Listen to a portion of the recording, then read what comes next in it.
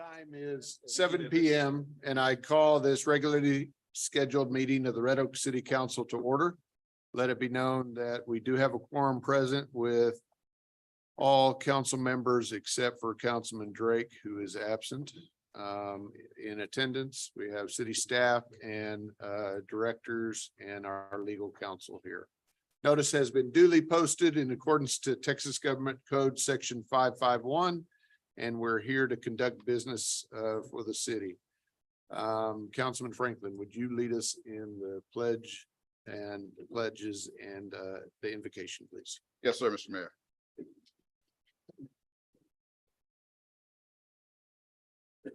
Shall we pray? Heavenly Father, before we ask for anything, we say thank you. We thank you for being God. We thank you for looking and smiling and protecting our city. Father, as we start this council meeting, we ask that you continue to protect our city, our first responders, our city staff and city leaders. We ask for a open ear and open hearts to hear every concern, every question, every concern from our citizens. And we ask that you continue for them to trust us as their city leaders and for us to trust them with their feedback. Father, we ask that everything done in this meeting is done in your name. For this is my prayer in the name of Christ. Amen. Amen. I pledge allegiance to the flag of the United States of America and to the republic for which it stands, one nation, under God, indivisible, with liberty and justice for all.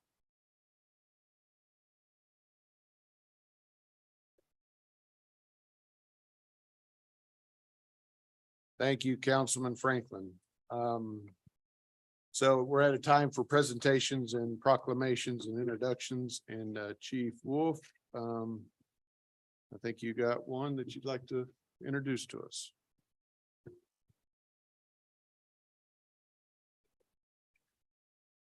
Mayor, council, I come before you tonight to introduce one of our newest officers who just completed the North Central Texas Council of Governments Regional Police Academy, which is a 28-week program that's hosted in the city of Arlington and that we're a member of.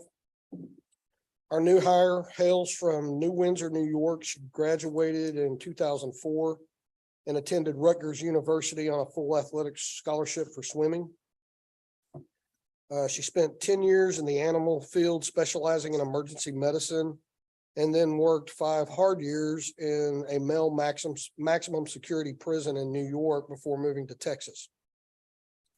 She has a 12-year-old son named Tyler.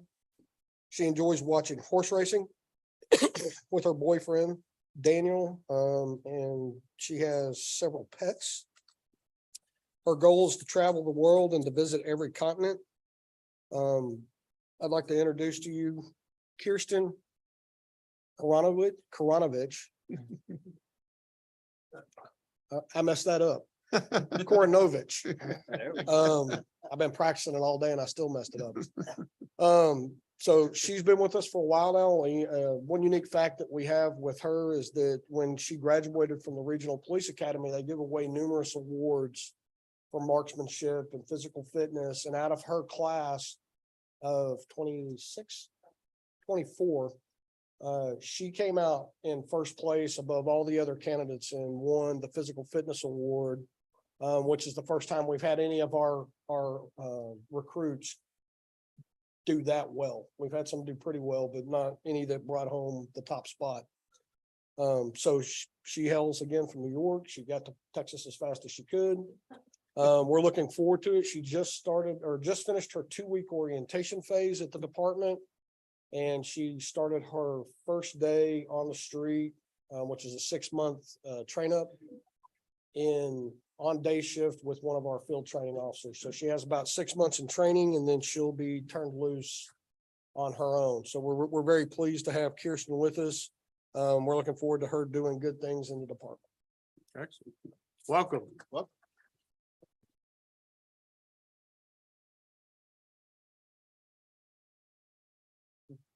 We're trying to squeeze in some more chairs, so excuse the kind of commotion. Okay.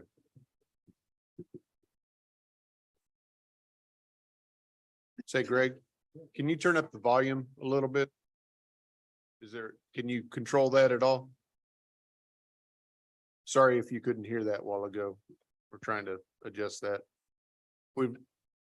Welcome to our new chamber. You know, if you haven't been here, and we're still kind of working out the kinks, so thanks for waving your hand. I just did want to introduce it. Is that better? Okay, and we'll check when we're down there at that mic to make sure you can still hear. So sorry about that. Mr. Williams, you have an introduction for us.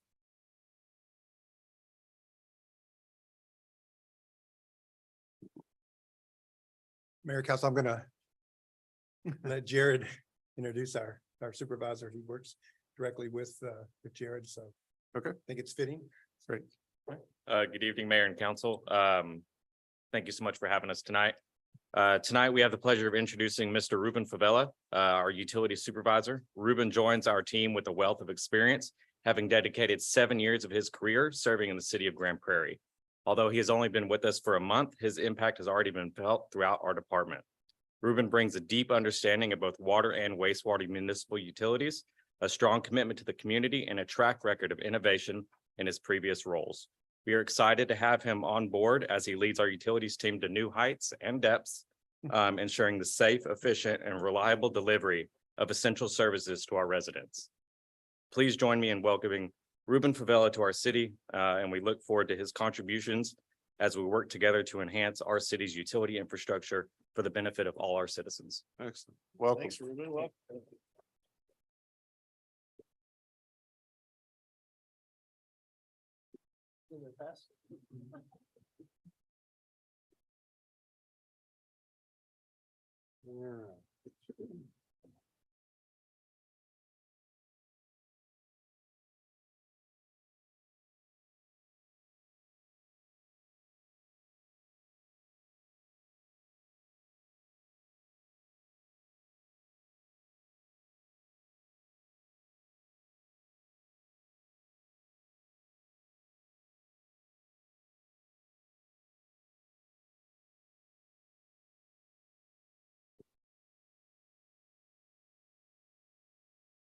Maybe it'll pick it up. So, okay, so now's the time when I get to actually do proclamation and reward recognition and this week, specifically this day is kind of fitting as we remember what had happened on September 11th. But this specifically is Constitution Week, and Ms. Hull, if you would come up.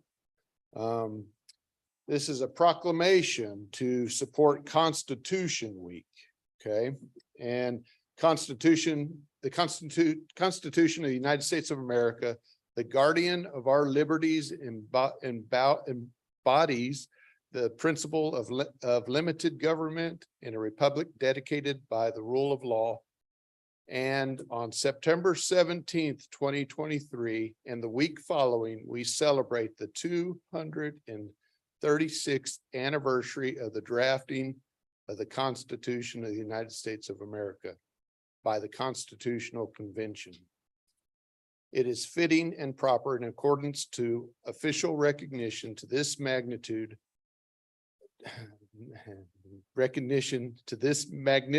document and its memorable anniversary, and to the patriotic celebration which will commemorate the occasion.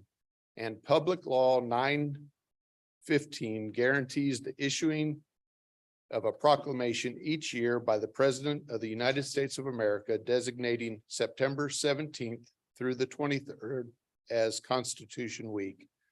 I now, by virtue of the authority vested in me, Mayor of the City of Red Oak, on behalf of the City Council and citizens, do hereby proclaim the week of September 17th through the 23rd as Constitution Week, and urge all citizens to study the Constitution and reflect on the privileges of being an American with the rights and the responsibilities which privileges involve.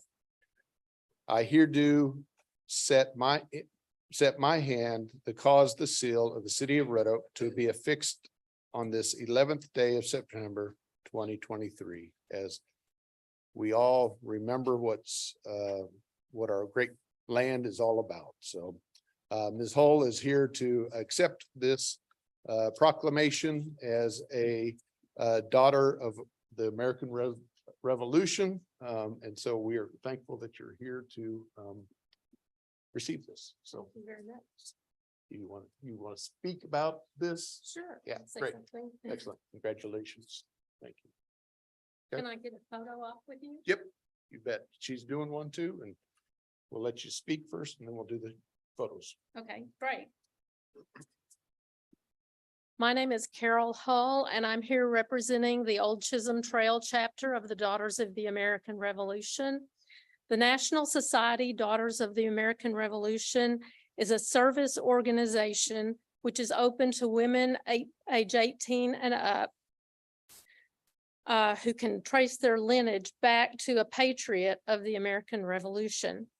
Our motto is God, Home, and Country, and our work falls under 3 categories: historic preservation, education, and patriotism. The Constitution of the United States of America was signed on September 17th, 1787.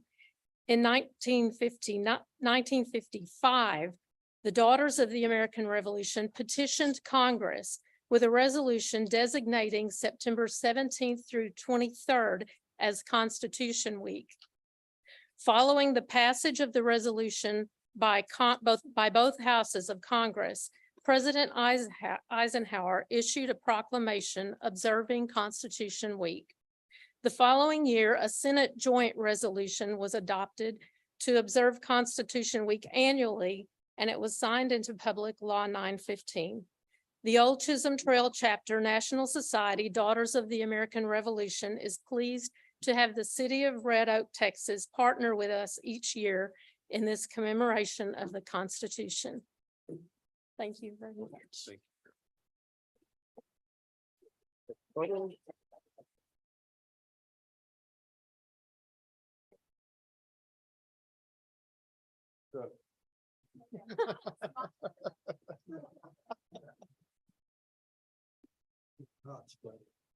And you want her to use Yeah, your can phone? you take one on my phone?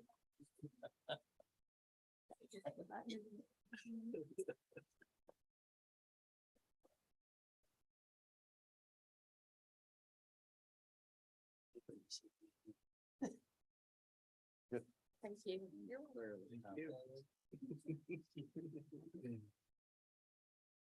He has 2 Eagle sons, which actually I had a privilege of knowing and helping help them achieve their rank of Eagle. So they earned it very, very nicely. So it's good to have that relationship. All right, so we have another one that is, and I don't know if we have anybody here to receive this, but I'll briefly kind of talk about it. September 15th through October 15th is National Hispanic Heritage Month. And it too is also a public law that was approved in or public law number 100-402. And it is in recognition from September 15th through October 15th as National Hispanic Heritage Month. So there's some interesting history on that, and if anybody wants to see that and read that, please come up and do that. I don't think there's anybody here.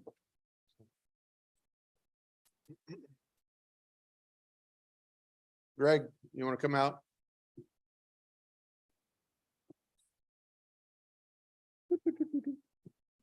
Great.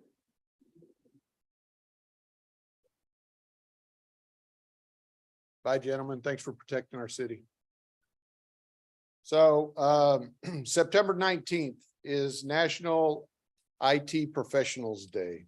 The power of technology is wielding a huge impact on the world, and we're going to have a big part of that within the city limits of Red Oak. And the US tech industry is a major driving force in the overall economy, and information technology draws on a highly educated and skilled US workforce of the number of nearly 3 million people, which a number continues to grow substantially each year. Cloud computing, mobility, big data, automation, social technologies have become elements for businesses of all sizes. And cybersecurity is becoming a constant concern. The need for employees with technical experience is growing. I, as mayor, do proclaim that September 19th as National IT Professionals Day in the city of Red Oak, and hereby witness this day on the 11th of September 2023. You know, all that public information that we have is backed up by our IT department. Small in numbers, but big and strong in what they do, and they keep everything flowing properly. You wouldn't be getting water to your house if the technology wasn't there to kind of keep those pumps running. So they do a lot. We're thankful for what you do, and here you go. So.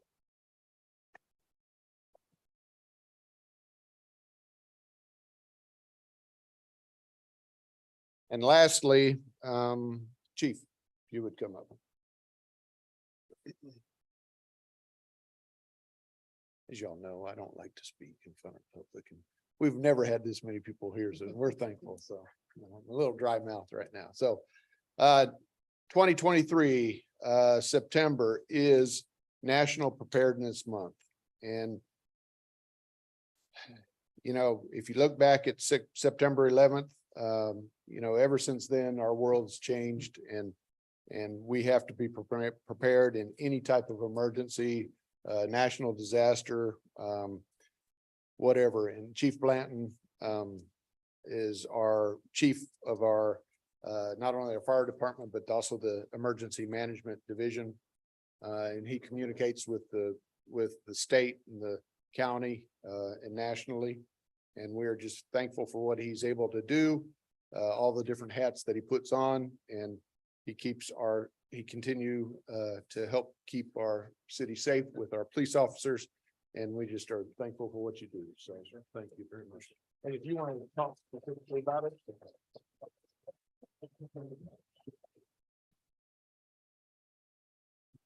I know, how many of them? All right, thank you. All right, good.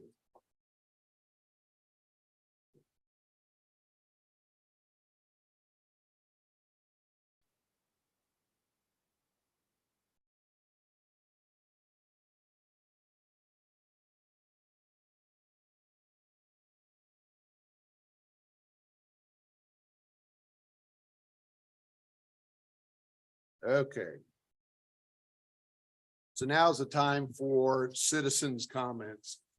I received 7 that were submitted. Some were online, some were in person. Was there anybody who came in late that did not get to fill out this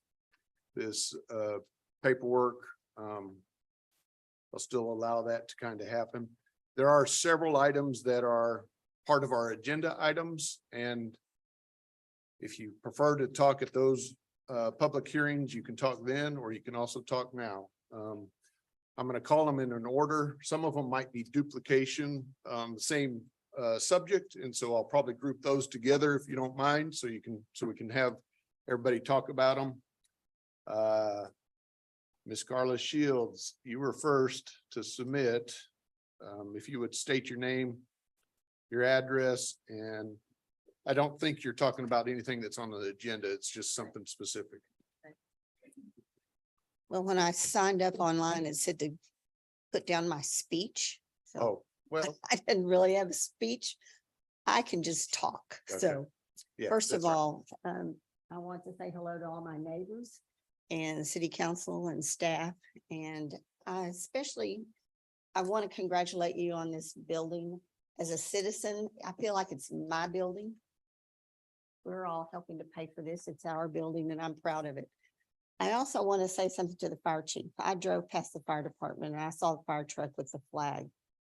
Thank you for that. Thank you for that tribute. The reason I'm here is because I'm a resident of Bryan Terrace. It's one of the first neighborhoods in Red Oak I remember when it was a cotton field. And there was nothing out there. And we all want to be proud of our city and we want to be proud of where we live. And unfortunately, this neighborhood has some problems, some issues that y'all are probably all aware of. Our retaining, or it's not a retaining wall, a screening wall is the most visible. It's falling down. You know, because the one that used to be behind on Lawrence Road, it wasn't a tall one. It was crumbled. It laid there forever.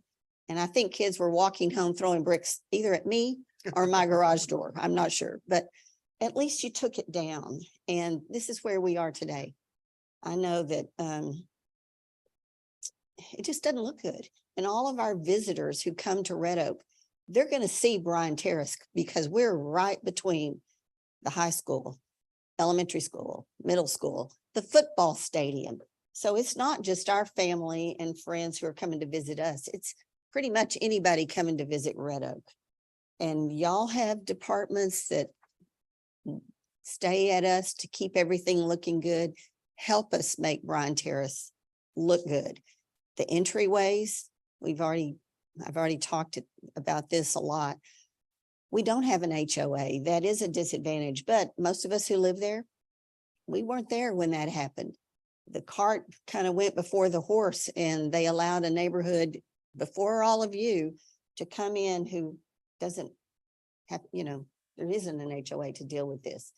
And it really shouldn't be on all of us because these entries and these visible walls, it says something about pride in our city. So let's work together. I can't do walls, but I think if there's not an agenda, a budget line for these type of improvements, what do we need to do to make an amendment to the budget or find the money? I don't want to have a bake sale, but let's do something. These residents whose backyards are covered by these walls should not bear the brunt of this cost. Okay. Thank you. Thank you. Thank you, Great Ms. Shields. group.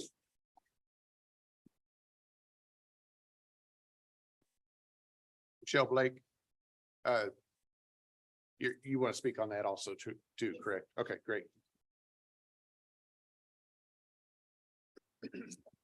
Thank you, Mayor, Councilman, staff, and all the Bryan Terrace neighbors. Thank you for coming and supporting us in this initiative. Sirs, I have a petition here from the residents of Bryan Terrace. And this petition is a request for the city of Red Oak to either replace the wall or help us to demolish the wall. I'm just going to read what I have on here. The wall of phase 3 is on the verge of collapse, where the wall is bowing or leaning in several areas. The entryway at the east of Kingsway and FM 2377 has crumbled and is completely dilapidated. The wall in phase 4 has also had several panels collapse due to wind or other fractions that have caused homeowners to question the integrity of the construction. These concerns were verified as we have hired several masons. We brought them in to look at the wall and give us estimates on repairing the wall. And we've been told that the wall is poorly constructed, that basically they're interlinking and the pillars are like sleeves that are connected to the wall. So the wall parts that have fallen down, we have noticed that the pillars were not deep enough. There are no rebar in some of the pillars. The steel base that's in the brick itself is rusted and there's many, many cracks. I have several pictures that I can also share at a later time. The panels are of various lengths. So the lintel is not designed to hold up to 10 foot of one panel. And we've got some panels that are 6 foot, some that are 7, 8, 9. We just have all different variances of these lengths of panels.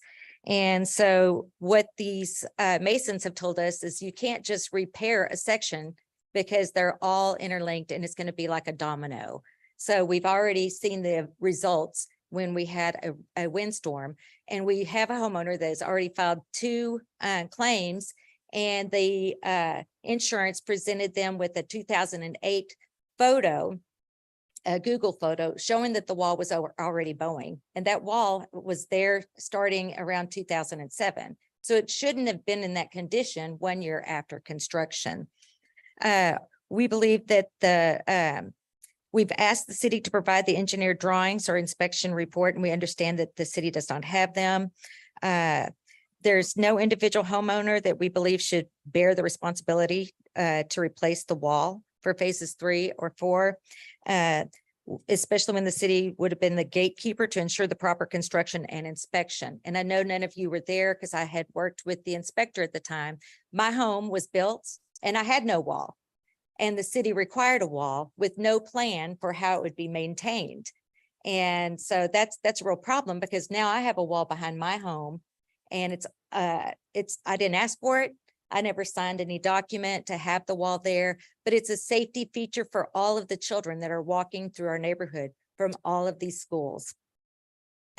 So if the city refuses to build the wall, then the citizens hereby request the alteration to the requirement for a 6-foot masonry wall in phase 4. Because it says that wall must be similar to the Bryan Terrace phase 3. And if you have noticed on the plat, phase 3 wall is on the other side of an alleyway, so it is not on the individual homeowner's property. So in order to have cohesiveness in the neighborhood, we need to either have the whole wall replaced with a wall that's sufficient in construction, or we need to have the whole wall removed. Thank you very much. Thank you.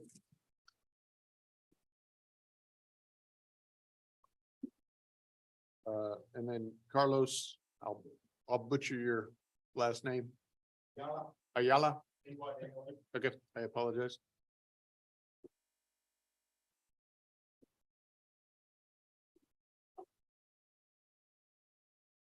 Good evening. I live in Susan Way 303, Susan Way. I just moved to the house last year on beginning of December. I bought the house in November.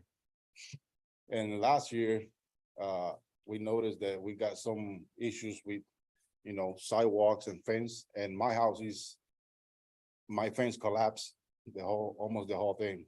So I'm the only house that have an orange fence right now because I don't have a fence. And I live from the school as well. And talking about, like Michelle was talking, the way they build the fence, I think is not correct because I do construction for work. And I never see something like this type of fence so skinny. They can push it and collapse. And even the sidewalk in the front of my house is sinking, as going with the driveway is sinking as well. Not only my house, is some houses that I've been looking all this past month, and everything looks like needs to be repaired. Even the street looks a little leaning to one side of the houses, and see sidewalks sinking as well, and a lot of houses. And for the safety, I think for the school behind my house, the kids coming through, and my house, the fence collapsed, my neighbors collapsed as well. And some houses that is continuing collapsing pieces of bricks. And I just want to see if you guys can do something about it and try to help us to fix the wall. Sure. Should be. Good. Thank you. Thank you.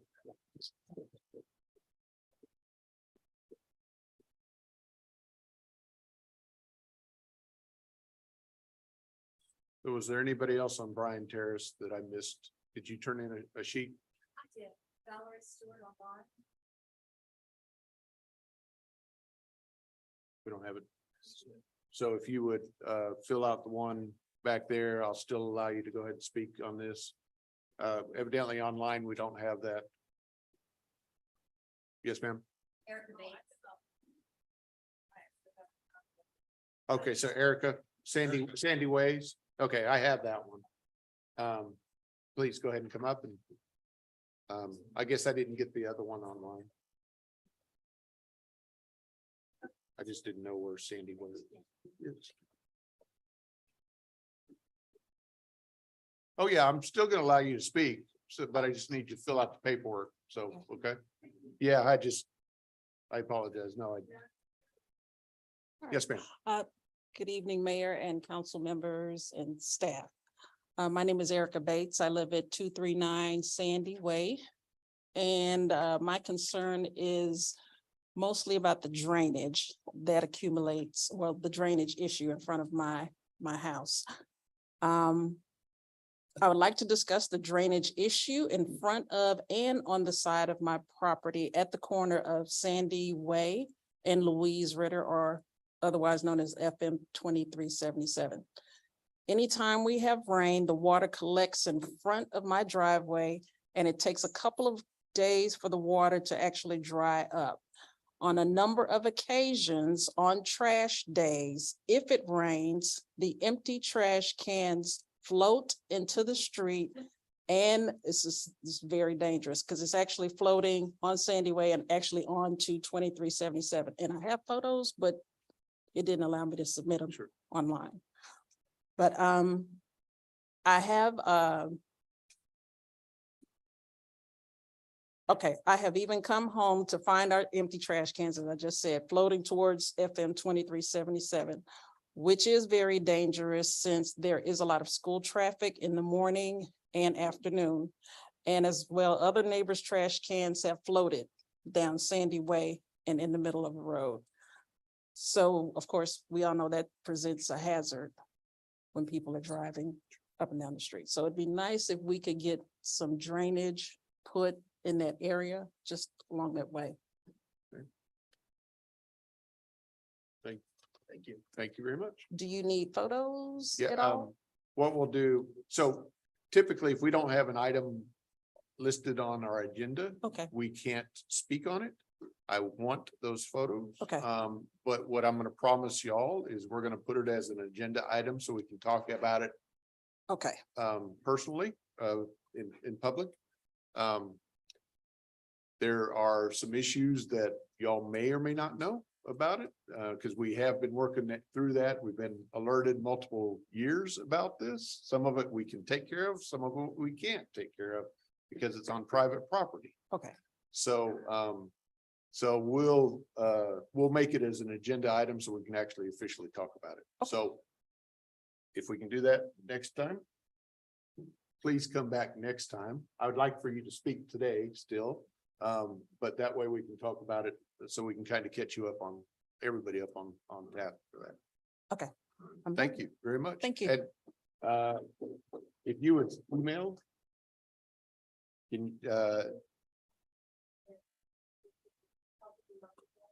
Okay, And then you can email them straight to me. all right. photos. Okay. Well, Yep. Okay, yes, ma'am.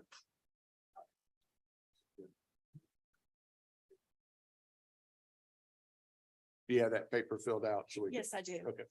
I'll Mayor, take it. thank you. Let me give you that and also. Thank you. Some of the signatures from our assembly.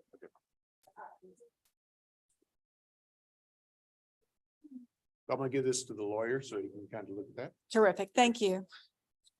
the legal. Okay. State your name. I apologize since I handed off your. That's Paper. fine, Mayor Stanfield. Valerie Stewart. I am a resident of Bryan Terrace for 19 years. I live at 209 Susan Way. And matter of fact, talking about this building, I spent 12 years teaching math in this building. So this is home as well. Matter of fact, You like the upgrades? You like the? it's definitely not a cafeteria any longer, is it? And matter of fact, I was in. This was the band hall. This was the band hall, absolutely. I was trying to coordinate myself to the positioning of it.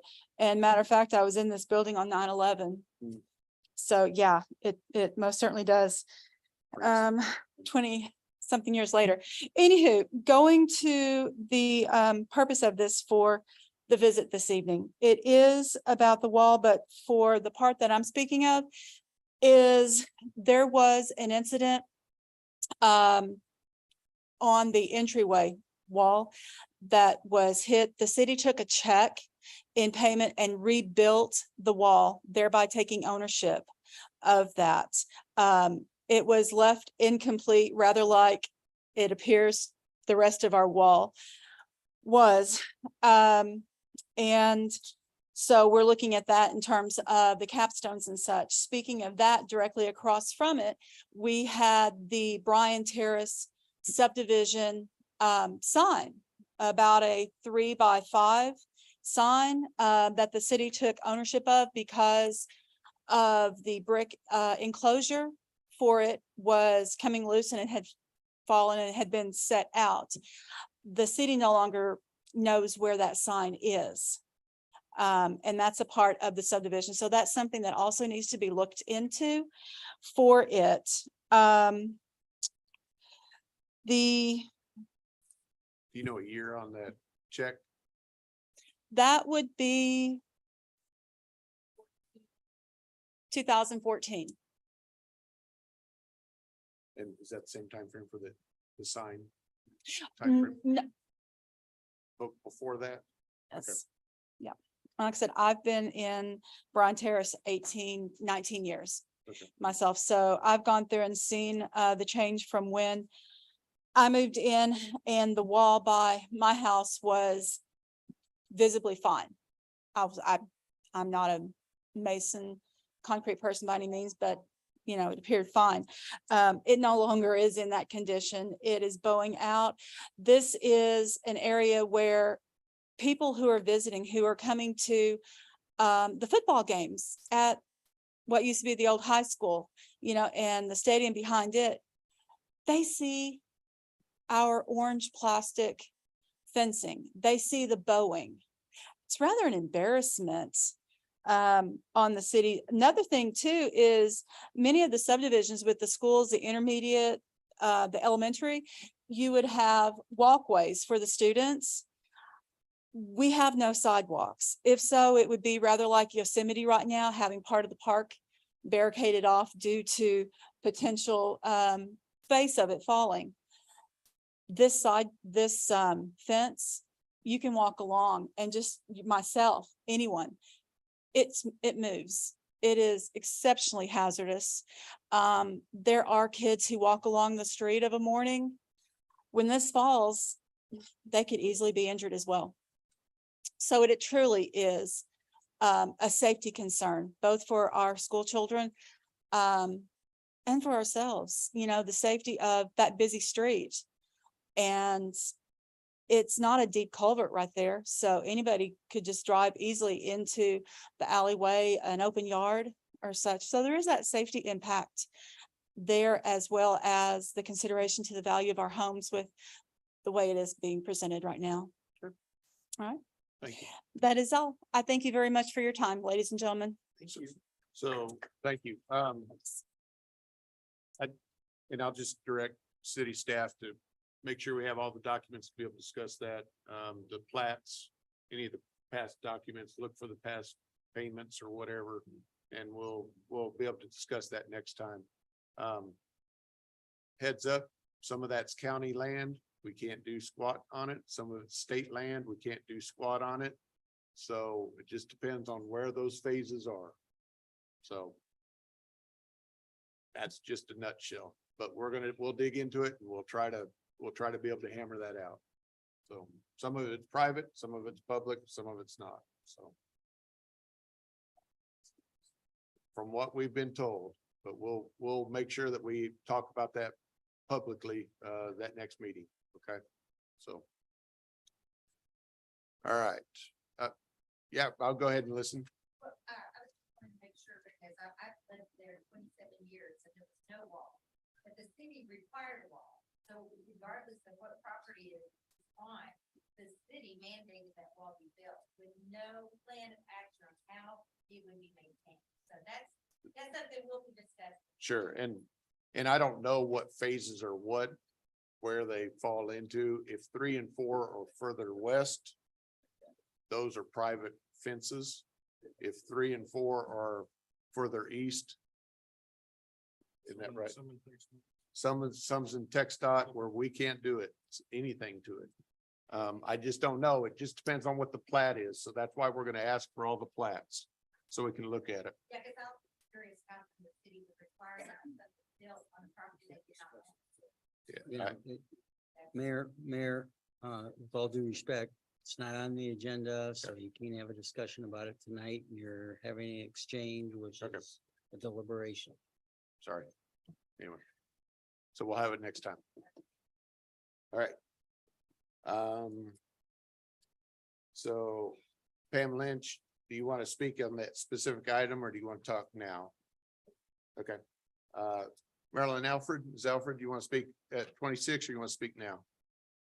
Okay. And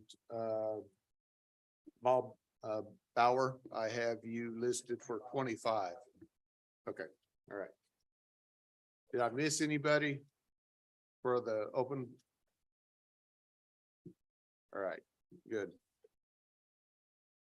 Okay, so now is consent agenda. Consent agenda are items that are considered routine in nature and can be acted upon with one motion. Those are items that we have previously been briefed on or are reoccurring from each year. Like items 1 through 15. Council, was there anything that you wish to have withdrawn and talk about separate? No items. None for me. All right, Thank you. thank you. We'll see you next meeting. We'll make sure we have everything. Okay, hearing none, I'd entertain a motion to approve a consent agenda item 1 through 15. So moved. Second. Councilman Lightfoot. Second was Councilman Smith. Those in favor? Franklin, I. Aye. Lightfoot, aye. Smith, aye. That passes 4-0. Item 16. Consider adoption of resolution number 23-096 R of the city of Red Oak, Texas, designating an official and alternate newspaper for the city of Red Oak, Texas, and providing an effective date. So in your packet, you've got the respondents. Currently, the Waxahachie Daily Light is the official newspaper. However, it is a weekly newspaper. So we have designated the Dallas Morning News, which is a daily publication, as the alternate. They've obviously responded again this year. But we also have the Waxahachie Sun and the Focus, Daily Focus, which those are both weekly newspapers as well. I think the Focus it has one publication per week, but it does have digital send outs for some other days as well. So some of our notices have to be on the daily. They don't specifically have to be in a daily newspaper, but a lot of times if you have a daily newspaper and dates don't line up for a weekly newspaper, then you can't Post it there. You can't post it there. Okay. It's not that it has to be in a daily newspaper. It's because the publication schedule does not work for the dates that are selected. Hence, most recently why we put stuff in Dallas Morning News. Correct. Okay. Okay, council, and the recommendation right now is the Daily Light and the alternate. I'll entertain a motion to put the alternate as per council's choice, So moved. which is what? Well, we gotta get. I want to name. We're gonna make the choice. Okay, And the official. so So why don't you just make a motion for the official and alternate, and then that way we're clear. So just to be clear, you've got two options for the alternate. So you're recommending Waxahachie Daily Light. We've got three options. Right, okay, three options, but we need a primary have and a then we have a primary. backup. So, And what I'm saying is currently, for this past year, we've had the Daily Light as the primary. which has worked for us without any issues. Other than those times where the publication doesn't meet the Got it. schedules. Okay. And then we have currently the Dallas Morning News as the alternate newspaper. So we would use them as a daily publication if we needed to for, Right, if you got. if we had something we need to get in for a specific time. Right. Okay. So that's the recommendation is the Daily Light for primary, Dallas Morning News for backup. Okay, I'll entertain that motion So by Councilman Lightfoot, Second, Councilman Franklin, those in favor. Franklin, I. Aye. Lightfoot, aye. Smith, I. That passes 4-0, and that's resolution 23-096R. Yes, sir. Mayor and council, next is item 17, which is conduct public hearing and consider approval of ordinance 23-006, City of Red Oak for voluntary annexation. This is the area that's along Bear Creek. We finally got a agreement from them it's about 10 days ago now. And Mr. Hartman and I are gonna go through that, and we'll have it on your agenda for you to adopt if you so choose, or to annex the property. So we're deferring it again one more month. One more month, and Have the doc. we have the document, which is seems like it's taken us almost a year to get it, but we have it, so. been We'll months. ask that you continue this item until your regular meeting in October. Okay. All right. Yep. In that motion to continue to the next regular meeting in October. So moved. Councilman Lightfoot. Second. Councilman Franklin. Those in favor. Franklin, I. Aye. Lightfoot, aye. Smith, I. That passes 4-0, and that's a continuation. Thank you, Mayor. Item 18, consider adoption of resolution 23-097R, the city of Red Oak, Texas, accepting a petition for voluntary annexation. Is that the same one? That's not, that's not the same one. Okay. Annexation and authorizing the setting of a date, time, place for one public hearing on the contemplated annexation described and depicted in Exhibit A attached here to and made a part hereof for all purposes annexation area by the city of Red Oak, Texas, authorizing and directing the city staff to publish notices of such hearings with the institution of the annexation proceedings by adoption of the annexation ordinance to occur at a regular city council session and to prepare the service plan for the annexation area, said annexation area being more particularly described and depicted in Exhibit A and providing an effective date. Mr. Fuller, can we pull that up so people can see that? Yeah. This, basically, it's the old Red Oak Valley Golf Course. So currently, just the frontage of the property is within the city limits. So there you go. So as I guess most of council knows, that property is sold now. And we do have a potential development that's looking to come in here. This would be the first step in that. Is to do the annexation. We've been working with them on the development itself in terms of how it's gonna lay out for zoning and concept and so forth. But this would be that first step, and tonight's just the step to set the schedule so that we can move forward with. Okay. Entertain the motion to adopt resolution 23-079R. So moved. I'm sorry, 97R. Second. Councilman Smith. And Councilman Franklin. I apologize. So I want to repeat it. It's 23-097R. And that's Smith and Franklin. Those in favor? Yes, sir. Thank you. Aye. Lightfoot, aye. Smith, I. All right, that passes 4-0. You said yes, sir. All right, item 19, conduct a public hearing and consider approval of ordinance 23-036 of the city of Red Oak, Texas, providing for the voluntary annexation of territory generally described as being 11.748 acres, more or less, out of the Poland Kirkland survey abstract number 746, City of Red Oak, Texas, ETJ, Ellis County, Texas, as described in Exhibit A, which is attached here to and incorporated herein for all purposes to be to the City of Red Oak, Texas, and extending the boundaries of the limits of the city so as to include said property within the city limits, and granting to all inhabitants and owners of said property all of the rights and privileges of other citizens, and binding all inhabitants by all the ordinances, acts, resolution, regulations of said city,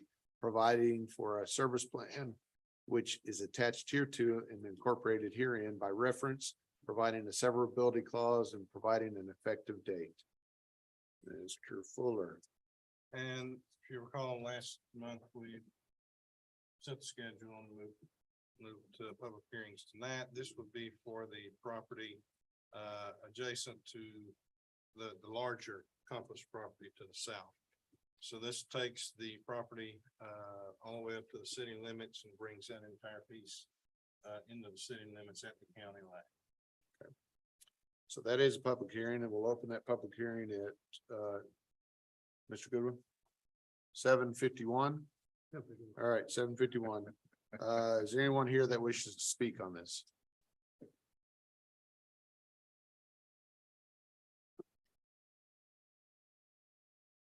Hearing none, I'll entertain a motion at 7:52 to close this public hearing. So moved. Councilman Lightfoot, Councilman Goodwin. Those in favor? Franklin, I. Aye.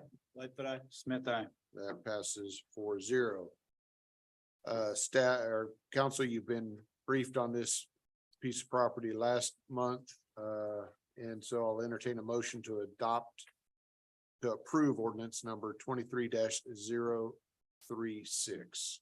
So moved. Councilman Franklin, Second. Councilman Goodwin. Those in favor? Franklin, I. Aye. Lightfoot, aye. Smith, aye. That passes 4-0. Item 20, conduct a public hearing and consider approval of ordinance number 23-037.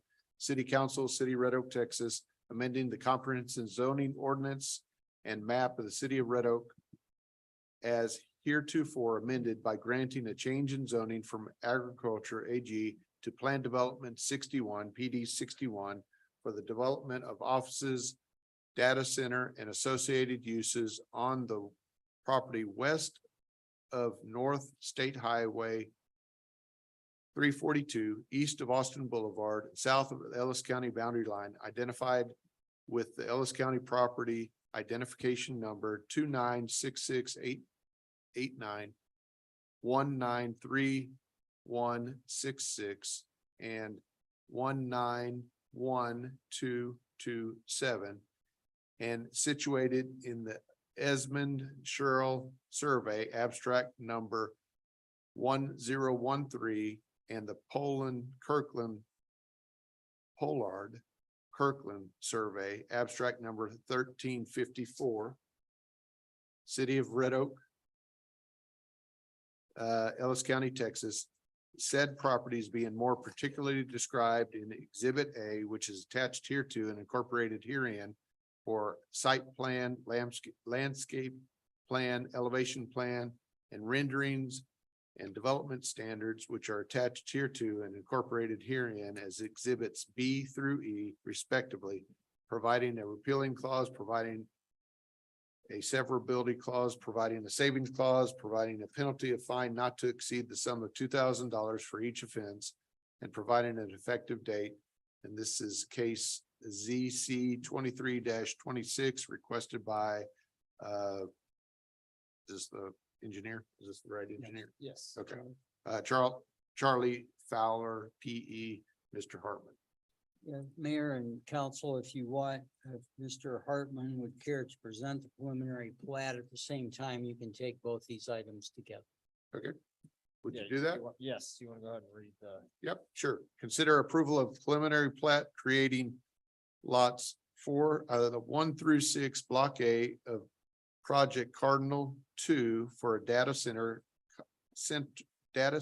complex at the property located west of North State Highway 342, east of Austin Boulevard and south of the Ellis County boundary line, identified within Ellis County property identification numbers 296689, 193166, 191227, and situated in the Edmund Sherrill Survey, abstract number 1013, and the Pollard Kirkland Survey, abstract 1354, City of Red Oak, Ellis County, Texas, PS 2314, requested by Charles Fowler, PE, and Mr. Hartman's presenting. Mayor, council, this is the second phase of the Compass campus development. The first phase of buildings is over here along Houston School Road. The second phase here in our, the remaining of the industrial land. Got Ovilla down here, Houston School Road here, and then Austin Boulevard coming up the middle, and then Tater Brown Road on the north side of the property. For layout purposes, the easiest way to kind of look at this is an existing building on the Compass site. And so they're gonna replicate these same buildings in both in size and form on the new site. And so that, if you can imagine this building, you're gonna have 1 here, 2 here, 3 here, 4 here, 5 here. So a total of 5 new buildings, with Tater Brown being extended here and Austin being extended up through here. So the site plan, as I just described, will look something like, or will look like this, with Austin Boulevard here running north to south, internal circulation within the site, and Tater Brown coming over and adding another access point here. The main entrance to the campus will be here with a security guardhouse. The building elevations again are the same that are in the, sorry, it's a large file. Let's see. Page. I'll stop and talk about landscaping while we're here, but lots of landscaping up and down Austin to screen the site, screen the building, screen the site from the roadway, trees and shrubbery.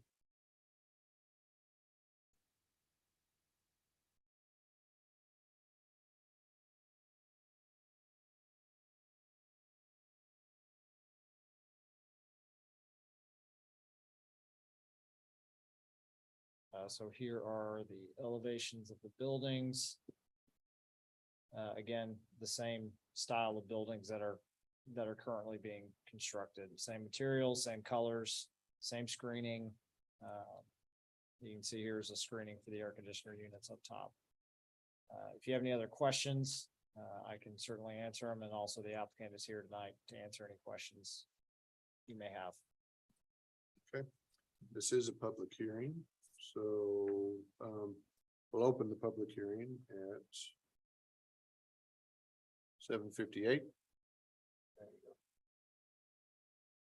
Was there anyone that wishes to speak on this?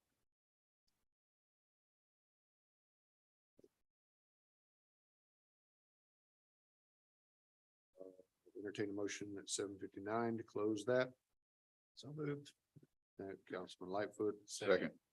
Councilman Smith, those in favor? Franklin, I. Aye. Lightfoot, aye. Smith, I. That closes 4-0. So Mr. Hartman, I do have a question about looking back south off of Tater Brown. What is that landscaping screen there, and how close is that to Tater Brown?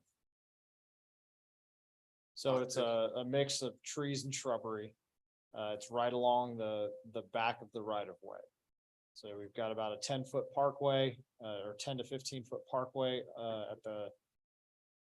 that's the space between the curb and the property line. And then right on the property line is a row of shrubs along with a row of trees. So are we making them do mounds like we did with? No, so in the, so I failed to mention all of the PD standards are the exact same as Google's as well as the First Campus site, and it gave two options. It said fencing with heavy landscaping, or it said berm with a fence that was set way back. Right. And that was the type of fencing they could do. So if they want to do like chain link or something, they had to set it back an X number of feet, but with berms and Right. landscaping. And so in this case, they're gonna have their fencing up in the front. It's gonna match what they've already got out there. If you've seen it, it's the black Ameristar security style fence, which is like, it's a wrought iron, Right. but it's got security treatments on it. And then, along with the heavy landscaping. So the shrubbery and the trees and then the fence. Okay. Council, was there any questions? May I see, you showed like I guess it was the ortho view a second ago. May I see that again, please?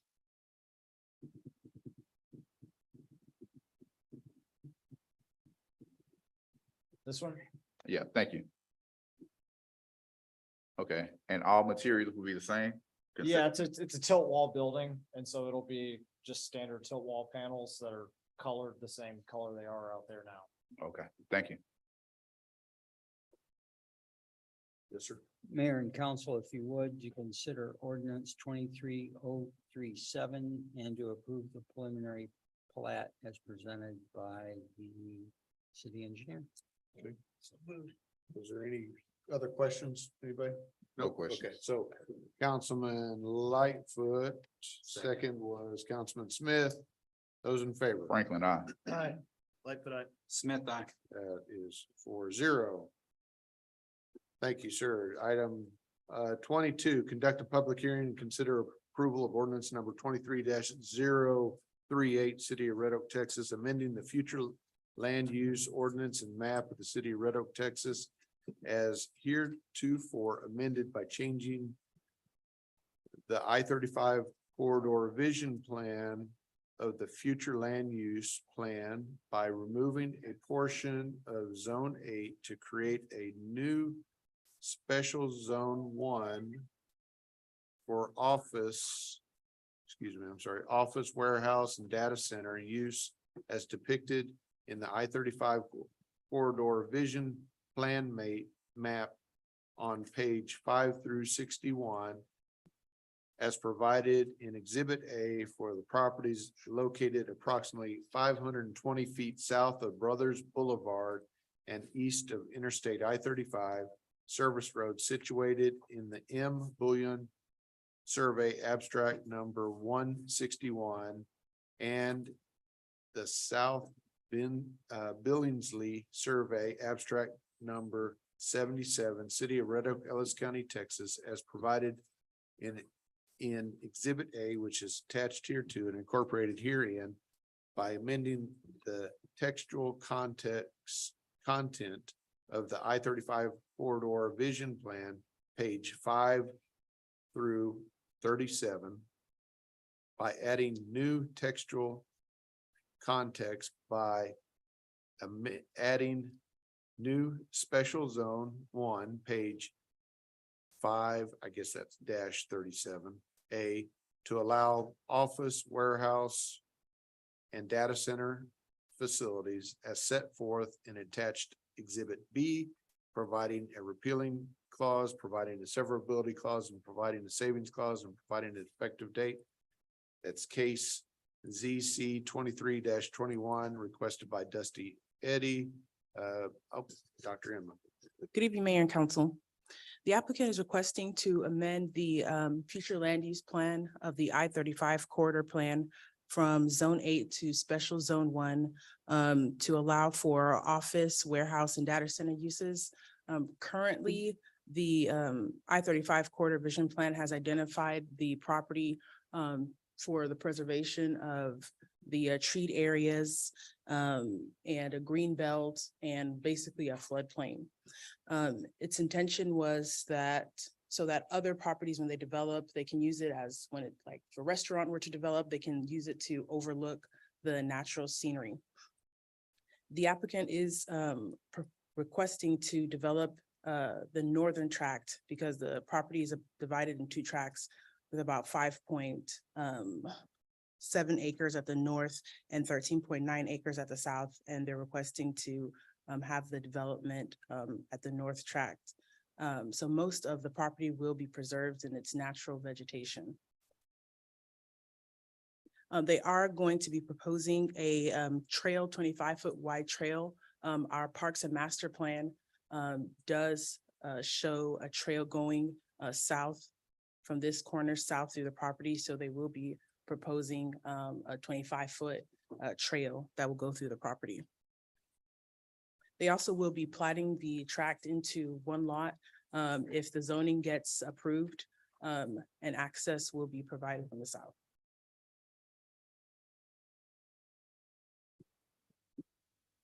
This is a comprehensive plan amendment, so it doesn't have the site plan.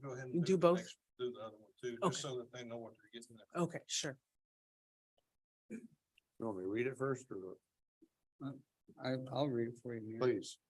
Conduct a public hearing and consider approval of ordinance 23039 in the city of Red Oak, amending the comprehensive zoning ordinance and map of the city of Red Oak is heretofore amended by granting a change of zoning from agricultural to planned development, being PD 158 for the development of office, warehouse, and data center facility uses on properties located at 520 feet south of Brothers Boulevard, east of Interstate I-35, I-35 service road, situated in the N Bullion Survey, abstract number 161, in the S Billingsley Survey, abstract 77, City of Red Oak, Ellis County, Texas. Said property being more particularly described in Exhibit A, which is attached here to and incorporated herein, to provide site plan, landscaping plan, elevation, plan development standards and rendering, which are attached here to and incorporated herein as exhibits B and E respectively, providing a repealing clause, providing a severability clause, providing a savings clause, and providing a penalty not to exceed $2,000.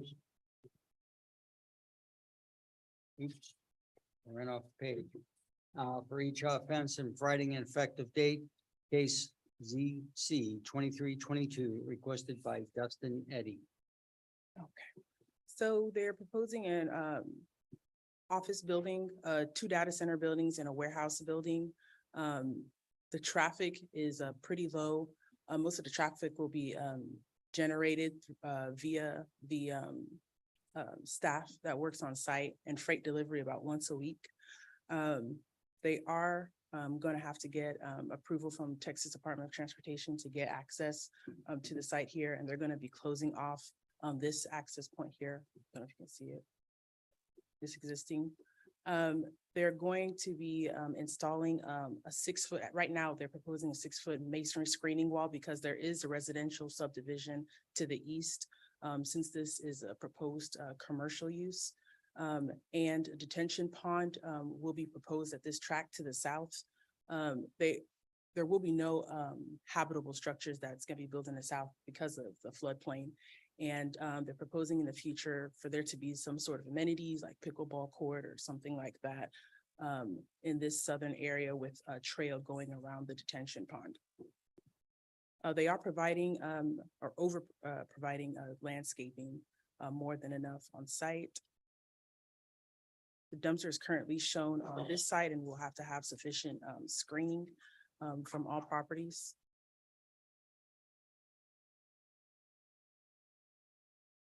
And these are some of the elevations, stucco buildings.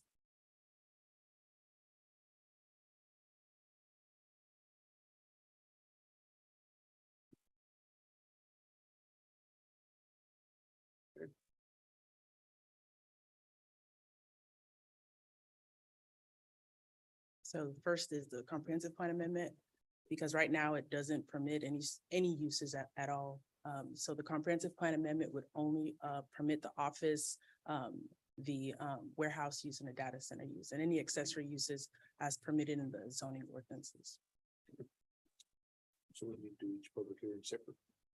You can open the public hearing on both of them and invite the public to speak on either agenda item. So the time is, so the time is 8:09 and we'll open the public hearing. Is there anyone that here that wishes to speak on this?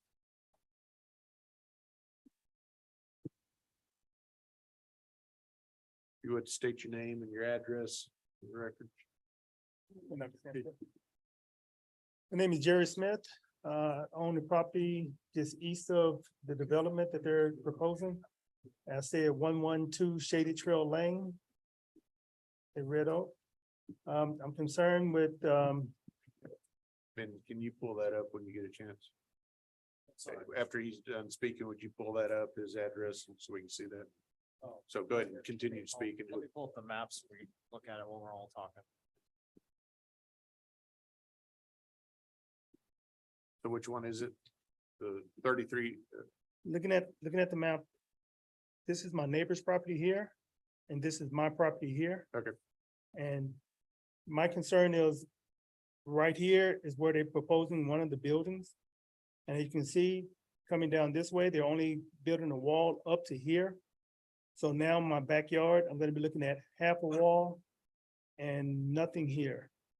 So aesthetically, all I'm gonna see is half a wall, and then I'm gonna have trees on this side of it.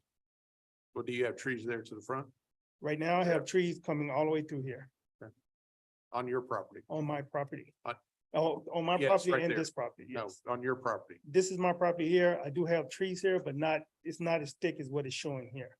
Okay. And we're worried about also the noise. The trash can it says it's gonna be put right here. Okay. So worry about the trash being picked up, the noise. This is also gonna be the warehouse.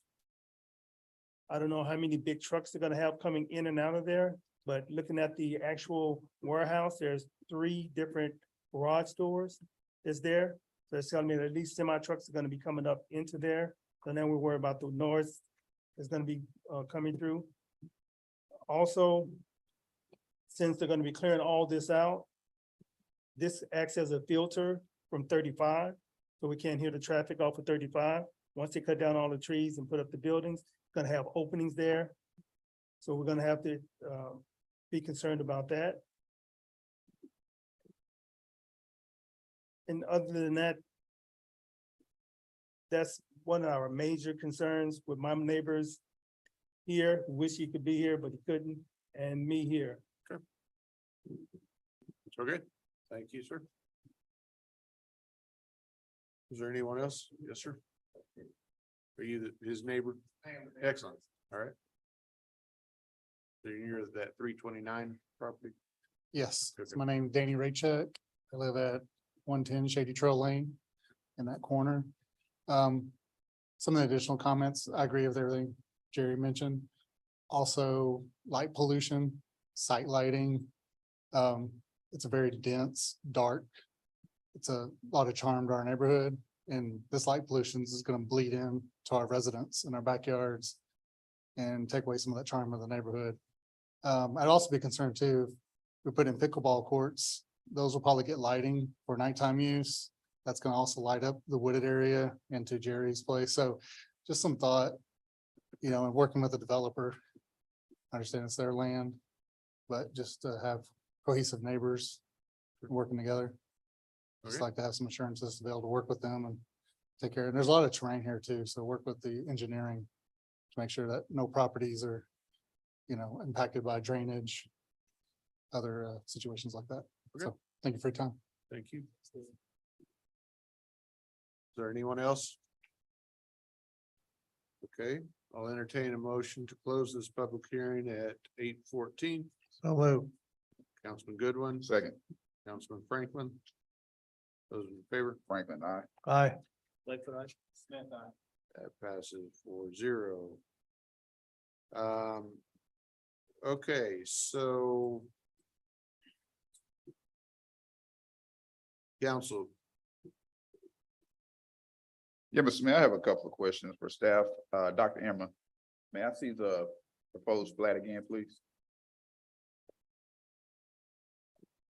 It's a site plan. No, it was a plat. Looks like maybe a preliminary plat I was looking at a second Oh, ago, a survey.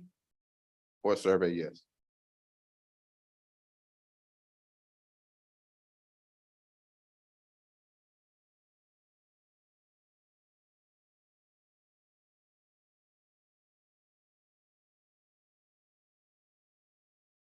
what are those? Before you go by. Are those trees that are existing? What is that? Yes, What are that's all a those tree dots? survey and the X is showing what's going to be removed. The How many trees are proposed to be removed? Looks like most of them. 1,657 trees. Okay, I see it. It's only one staying out of that? No, this is about half stay, half go, but all the ones on the property line, So all these are staying. it's like they stay. These are staying, these are staying. I guess I was just reading that legend. I don't get the legend. 1656 trees be preserved, 1657 trees be removed. So half. All right. So What's that distance? From, that's 30 feet. Where that dumpster's sitting from his property line, their property lines.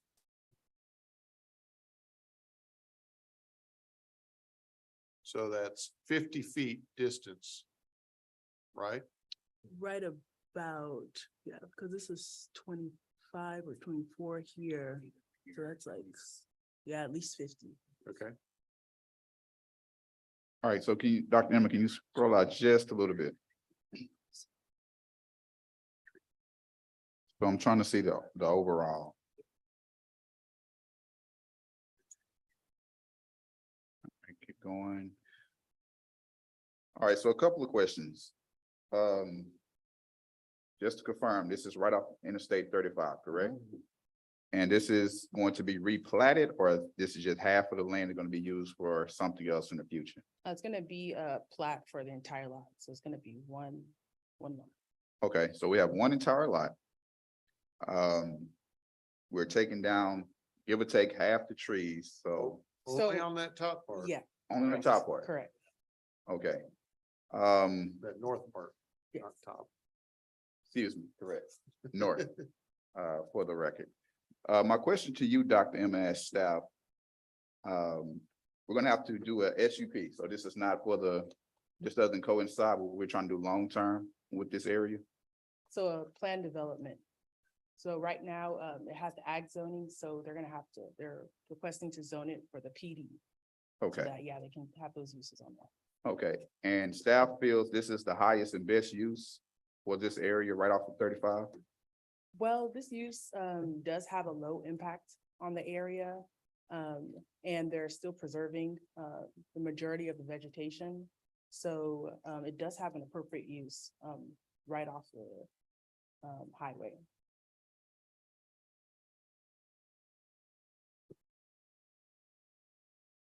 We have office building, data center, and warehouse.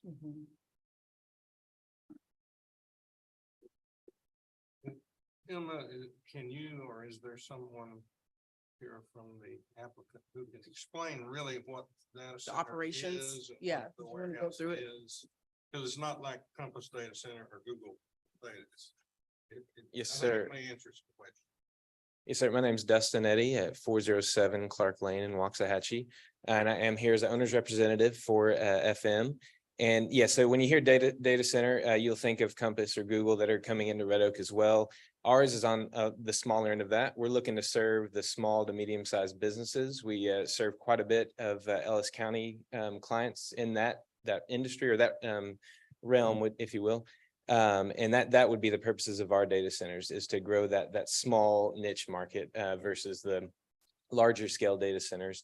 Our overall operations, we do IT management for about 100 clients currently, employing almost just under 30 employees in Waxahachie and looking to relocate here with the opportunity to add up to 100 to 125 total employees as we get there.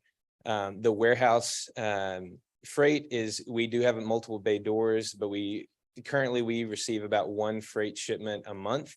And so our expectations by the time we get here, we would be closer to one a week. And those are things like server racks, speaker systems. We do a lot of AVL work. So LED walls, speaker systems for churches, music venues.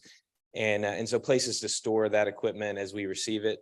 The dumpster that's located there, we spoke about this at P and Z meeting, and we're not set on that at all. It was, simply by meeting the standards to have, we actually have two. There's one in that corner and there's one in the top left, or the northwest corner. And the one in the southeast corner, it would simply be cardboard use only, because that's right by our warehouse. So we'd be, unboxing things and putting that sort of materials in there. So there's not, if we were to leave it there, which we have no intention of keeping it there, if the neighbors would rather us adjust that. But that location would be simply recycling materials and not any food waste or those sorts of smelling disposable things. On that point, we are happy to relocate that away from that property line. It was just a matter of putting it on the property to meet that standard. In regards to light pollution, we want to adjust that to whatever, still fits the standard, but allows for as little overflow into their property as we can. There will be lights because of, security issues, but we want to, like he said, we want to be cohesive neighbors that work together to keep their properties as nice and as private as possible, while also maintaining a beautiful property of our own. The long-term goal here is to be a campus type work environment, to where we do have that things like a pickleball court, tennis courts that, on a Saturday afternoon, one of our employees could bring their kids up and play sports on a private location and not have to worry about fighting with crowds on a public course. Those kind of things are our intention behind those, just as employee benefits. Is there anything else, any more direct questions about our operations that I can answer at this time? No question. Talking back to the fencing, you all own that property to the south of that, right? Correct. Yes, sir. So on phase one, would you do the fence all the way down? Or just stop? Well, there's not gonna be any other building south of that property because it's floodplain. It's floodplain. Yeah, but he's So- talking about the fence just stopping right in the middle of his backyard and they're getting rid of half the trees. That's not a proper statement because it's half of that whole 5 acres. 1,000 trees or whatever it is. So it's not just right back Right. there. But his concern was the fencing stopping right in the middle of his backyard. Do you have a picture of your backyard? We can go back to that screen.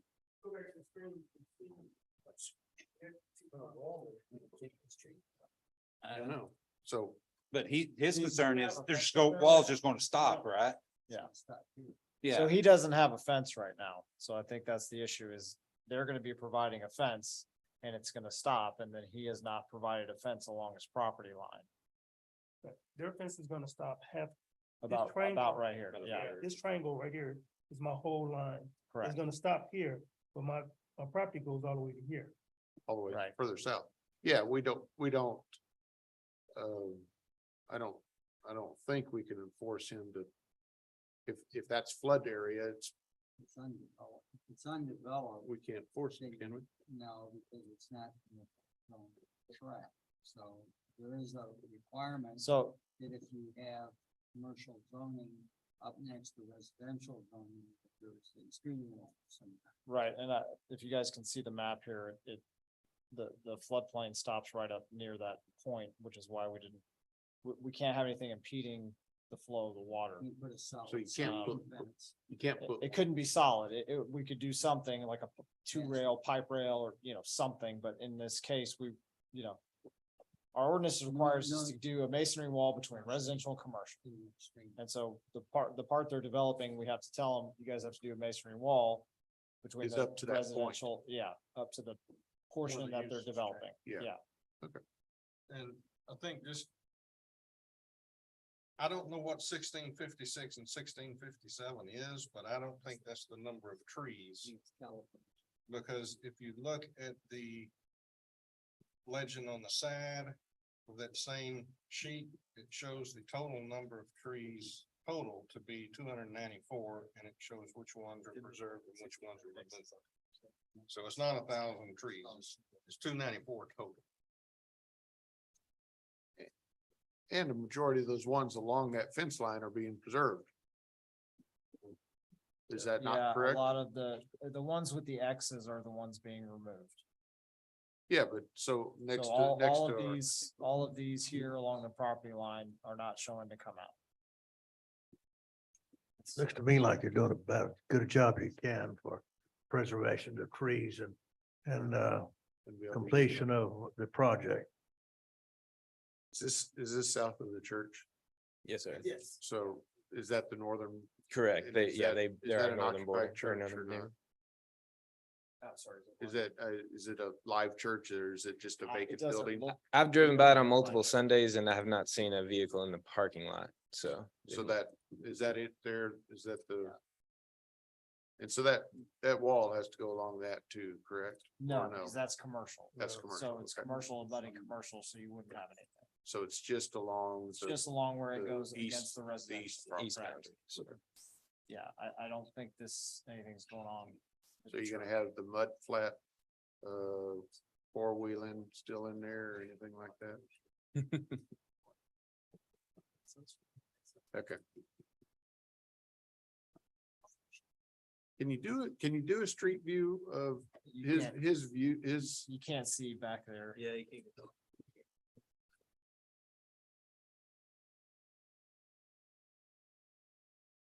that's on the north side, that's yours? Okay. That's Danny's house. That's Danny's. Yes. And so you just have a front fence there, is that right? And it's open in the very back?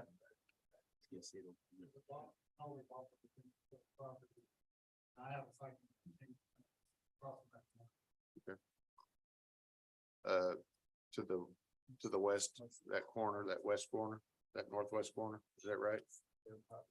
So that one will be completely masonry along that. Okay. All right. Council, any other questions on this? I didn't hear the homeowners. Well, I don't know if we can ask if they were in support of the development itself. So P and Z, what was their response? Did this pass? Well, the homeowners. Well, I know, but they talked to P and Z, correct? So what was the vote for P and Z? Approval? Was that unanimous? Okay, One person abstained. one is abstained. Okay, so heck yeah, it's still. You can ask them. Yeah, ask them, ask them. Well, before I just had a question. So it sounds like the property owner is willing to do some concessions if need be. What's the process to go back and? I mean, obviously, two property owners is probably easy enough to have a conversation with, so it's not always that easy, but what would the process for that, Todd? If so concessions wanted to be made to relocate some items or to verify lighting and that type of thing? What do they want? Yes, I think that's kind of what Councilman Franklin's asking. Right. Are you against the development as a whole? Or are you against the dumpster and this particular thing and the other particular thing?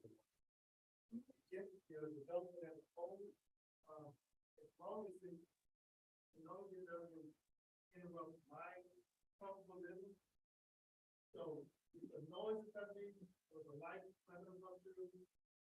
I don't want to look at applicant masonry fit. So that can be addressed, It can't be. and that's the case, and I will be against it, because I don't want to look at applicant masonry fit. That's just, only with all one piece.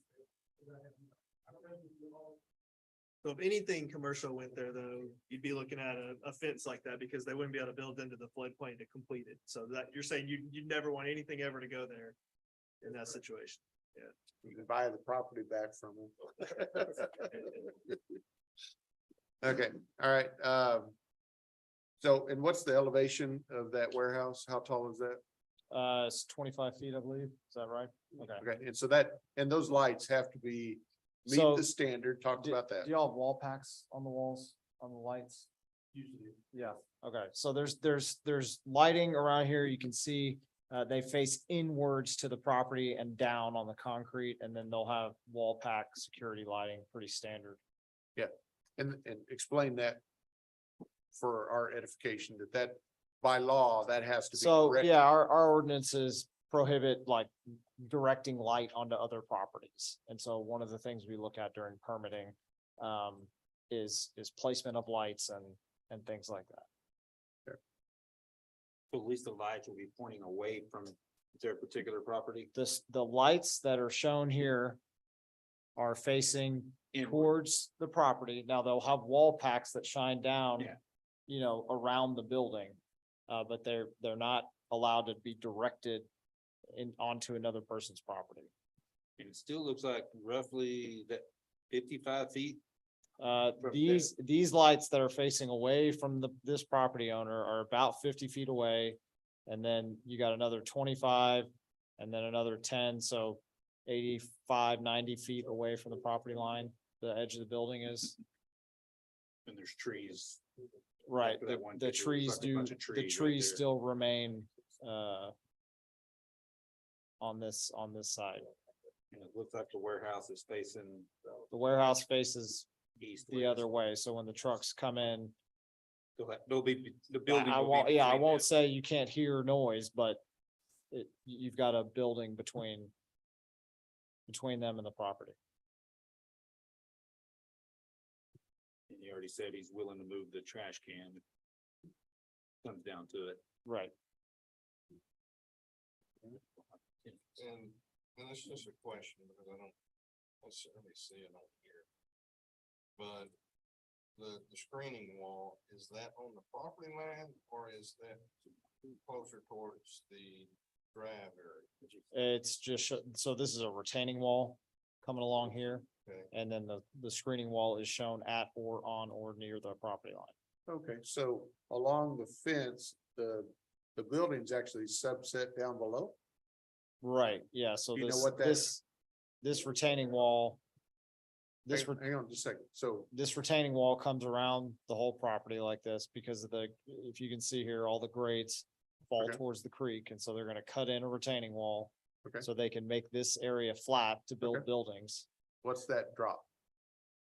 It's not fully engineered yet, so there's not You have a, a guesstimation, 10 feet below? yeah, so you're probably talking about 10-foot wall, you think, up at the top? Yeah. Right, right. Okay.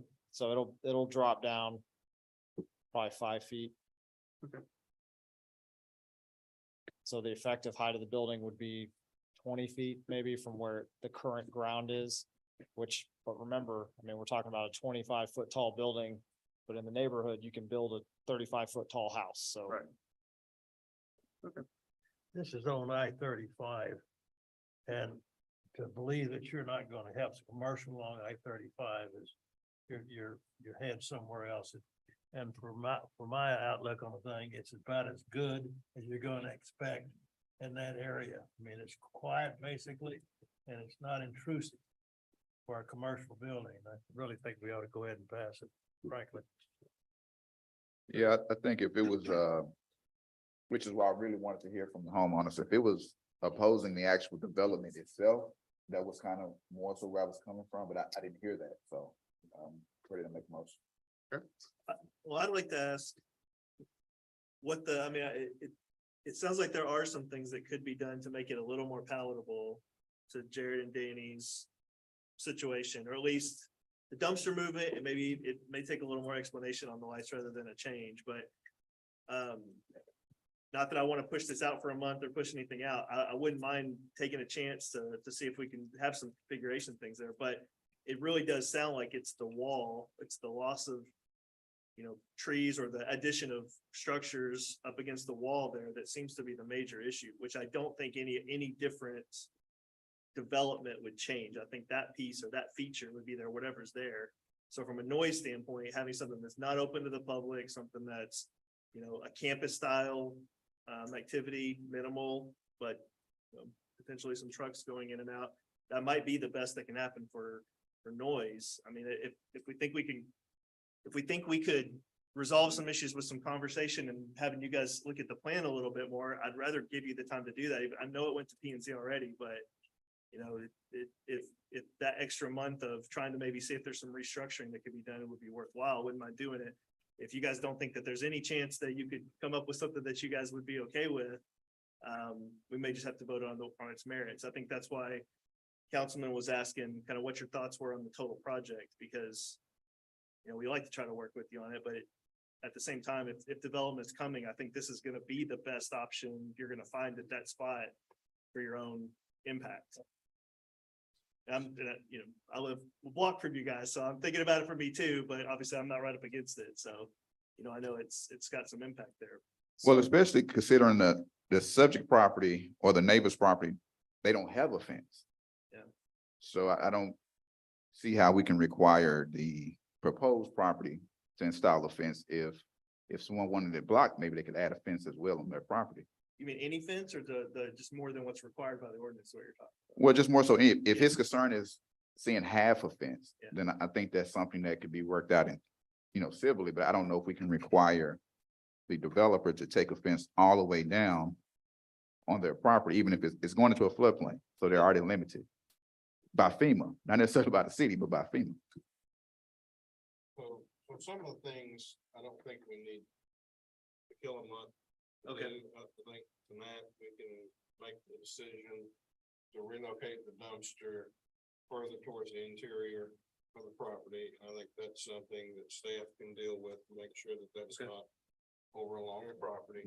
I think we can include directional lighting and no light spillage into the textual language. I think Bob, it's already in our ordinances. Bob can address that specifically in here. And then like you say, with the wall, it's just What that's it as is. far as their development. Yeah. In the motion that you going to consider, there was a discussion about having patriciable waste versus non-patriciable waste. It'd still be municipal solid waste. In other words, it could be construction materials, which would go in a class 1 landfill, Right. but no vegetation, meat, things that are patriciable or rot or decompose. Is that something that you guys would consider to put in there? That was something that the developer offered, say that dumpster would not handle those. We could make it a condition which would further help the neighbors with any odor emanating from the, I agree with that, Council. okay. Yeah, but they've got the other dumpster up to the northwest. Yeah, they have another one. That would just be specifically for That's the the dumpster for this building. southeast. To the But warehouse.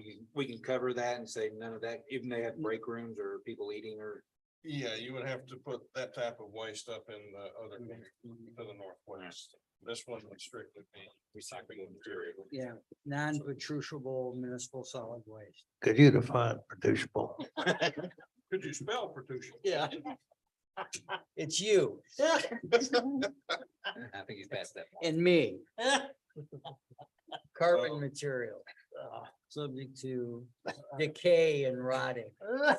So you got me all right there. I think the only other thing, and knowing a little bit about the project, the only other thing you could look at is to say, well, let's move the warehouse to another location, but that doesn't really work because the way their operations work, they've got their data centers together. So I don't know that there's a whole lot more that we can do other than, hit those few things that we can. So the shifting of the whole complex further west, does that help any at all? What was the idea of why it was set back that far? Is that part of the state? Well, for Do one, do you know? Yeah, well, just trying to get these two buildings to fit in, they moved. Oh, to okay. to I the see, because of the widest. slope of the Right. the property line. Okay, Right. that makes sense. So do you have something that shows this property edge setback and where his property actually ends and completes? Is that 3/4? Is that 1/4? Because the way it's pointed down. No, Councilman. Trying to get an answer for you. Okay. So is that pretty accurate like Yeah, that? yeah, so do you want?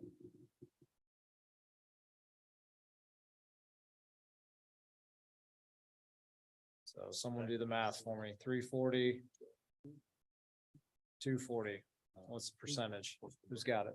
So that's the distance of this room right here across that back. Yeah, 100 feet. All right, okay.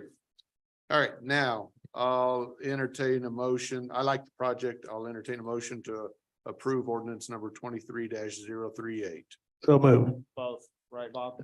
Yeah, and the notations that we made, about non-patriciable, about moving the dumpster to, inside the warehouse development area, away from the adjacent. Residential And directional lighting. and directional. lights.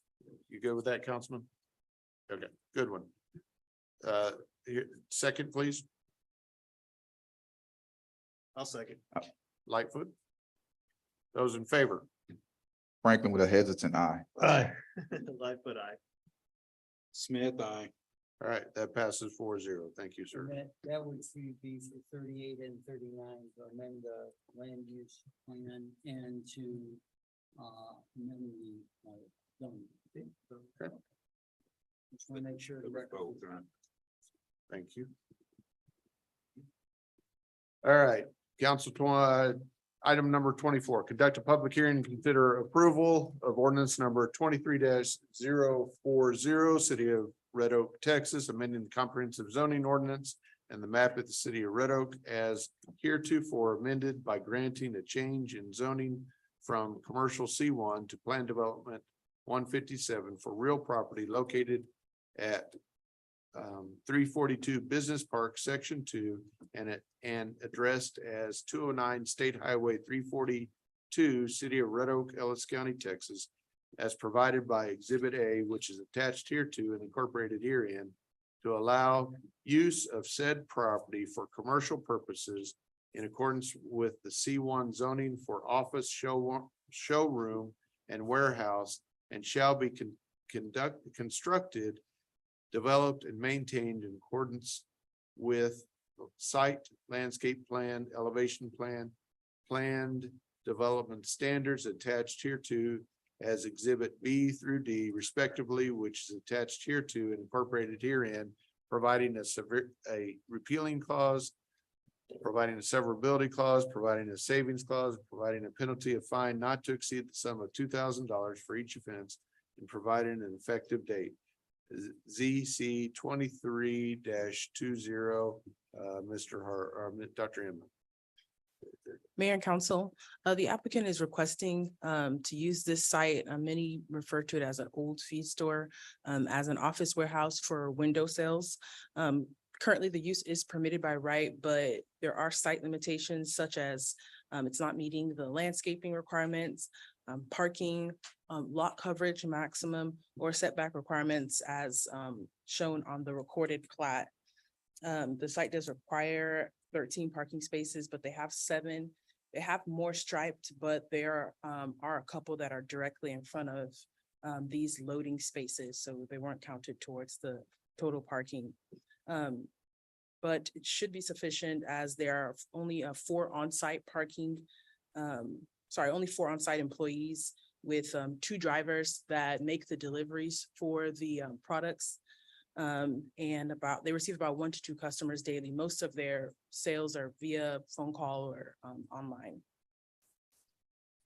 To kind of make up for the landscaping, they will be installing trees and shrubbery along the frontage of the site, although it won't meet the minimum landscaping standards.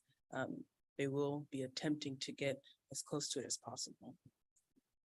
And P&Z recommended equipment. Okay. What kind of business is this? Office warehouse use with window storage and sales. Okay. So this is a public hearing. I'll open the public hearing at 8:44. Anyone here to speak for or against this?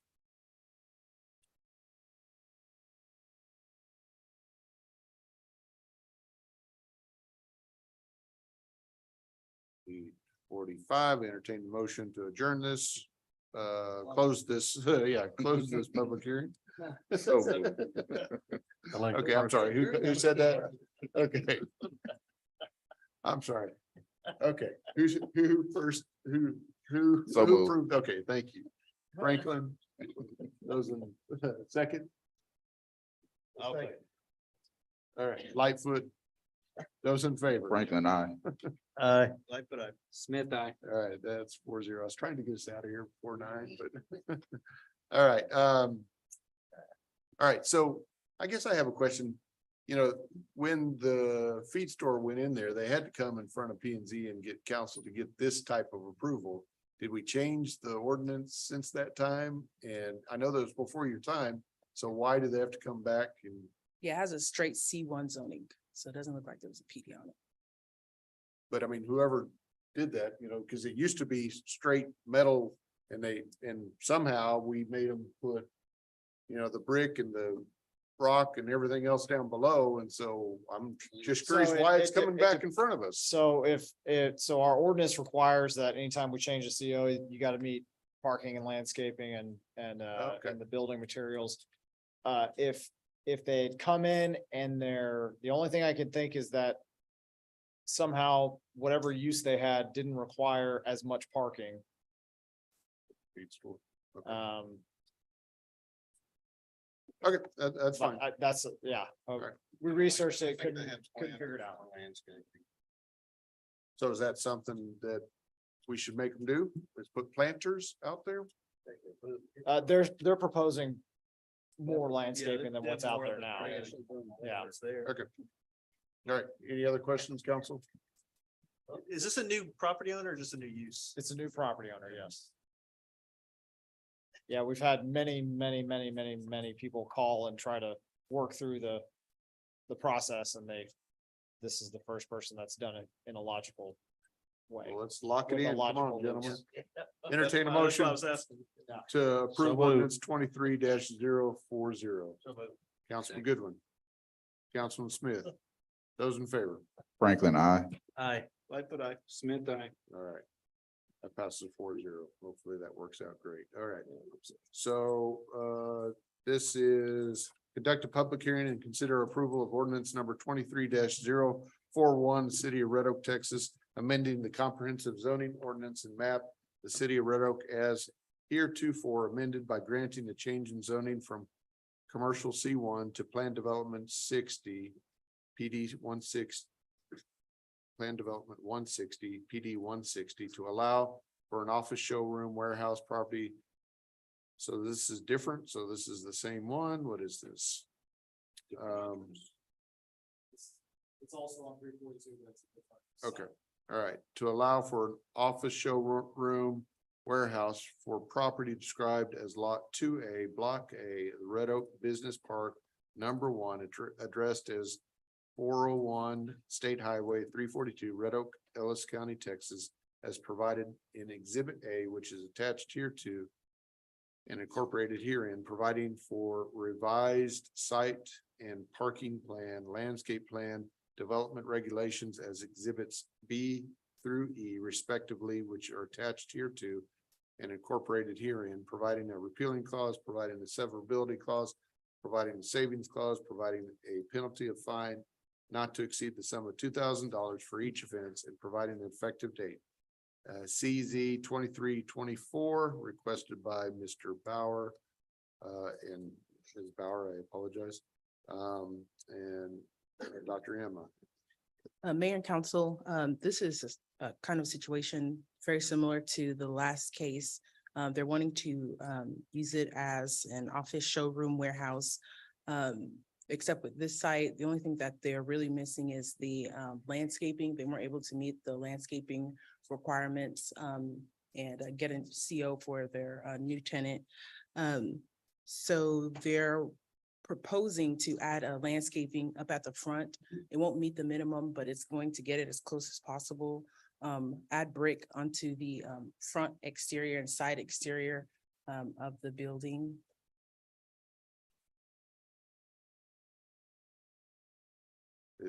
Partial height or all the way? The front, all the way, and then the sides partial.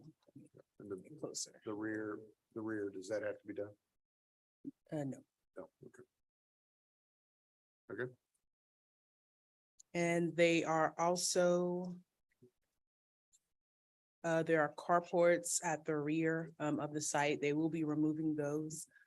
Gravel is also currently existing at the rear. They'll be converting that to concrete driveway, and there is sufficient parking on site. And they'll also be screening the dumpster that is located at the rear. So they're bringing the site up to city standards as close as possible, and P and Z recommended approval for the request. okay. So this is a public hearing. We will open the public hearing at 8:50. And Mr. Bauer, you are here. And if you would- Just like you said earlier, I am Bob Bauer. I'm the property owner, been on property owner since 2014. I got a CO from you guys back in 2014 when I bought the property. It was a pull service then. I sold it to a pull service company that's still doing pull service work out of there. When they changed the sign on the front and went to go to CO, you guys refused their CO. So I've been going through the last year and a half of trying to get approval from you guys. And they said I had to mandate brick. I had to mandate all this landscape. My question was, this ordinance was in 2007. If I would have bought the property and knew that ordinance, it should have gone onto the person I bought it from. But now I'm having to do all this myself. So I was wanting to do some stuff, but I'm still concerned on how did that happen? No one's been able to give me that answer. You know, I don't think you were here in 2007 or 2014. Okay, so that's my question. So it's a concern to me because it's a lot of money. And it's very concerning to me. I would like to keep the parking, the awnings, you guys say you don't allow them. They're to cover the trucks that are parked there. They've been there since, I think, what, 2014 and 2018, I think somewhere around there. But because all they do is to cover the trucks, and they are actually hurricane, they're not your typical flimsy things, but if they don't, I'll remove them. But I'd like to keep them for the trucks, because it's just parking, that's why they park in the back. We're a service, it's a service company, so all they do is park their trucks there, and they take their trucks out, they put their car there. And they leave, they put their truck there, and they leave their car. So I don't know. I'm a whole lot better than everything else that's out there in that neighborhood. If I brick it and everything else, I look at investing in it because if I ever want to sell it, I'm going to end up owning it anyway. So that's my sense. Okay. Okay, Thank you. thank you, Mr. Brower. Okay, anyone else that cares to speak on this? Okay, I entertain a motion to close this public hearing at 8:53. So move. Councilman Franklin, Second. Councilman Lightfoot. Okay.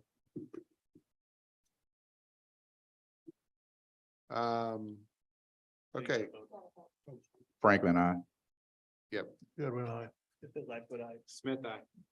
We got you. all right, good, thank you. That's 4-0. I'm sorry, I got this fish swimming in front of me of those photos. Okay, Sorry, I was just pulling up the carports he was talking about in the back.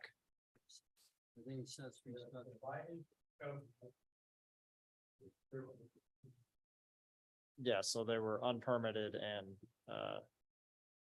our ordinance does not allow carports, period, anywhere in the city for any reason.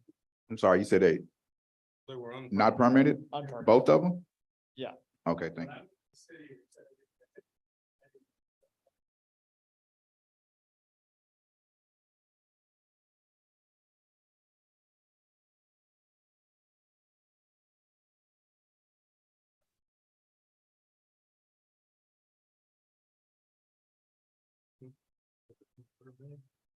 Because they weren't permitted and because the zoning ordinance does not allow carports.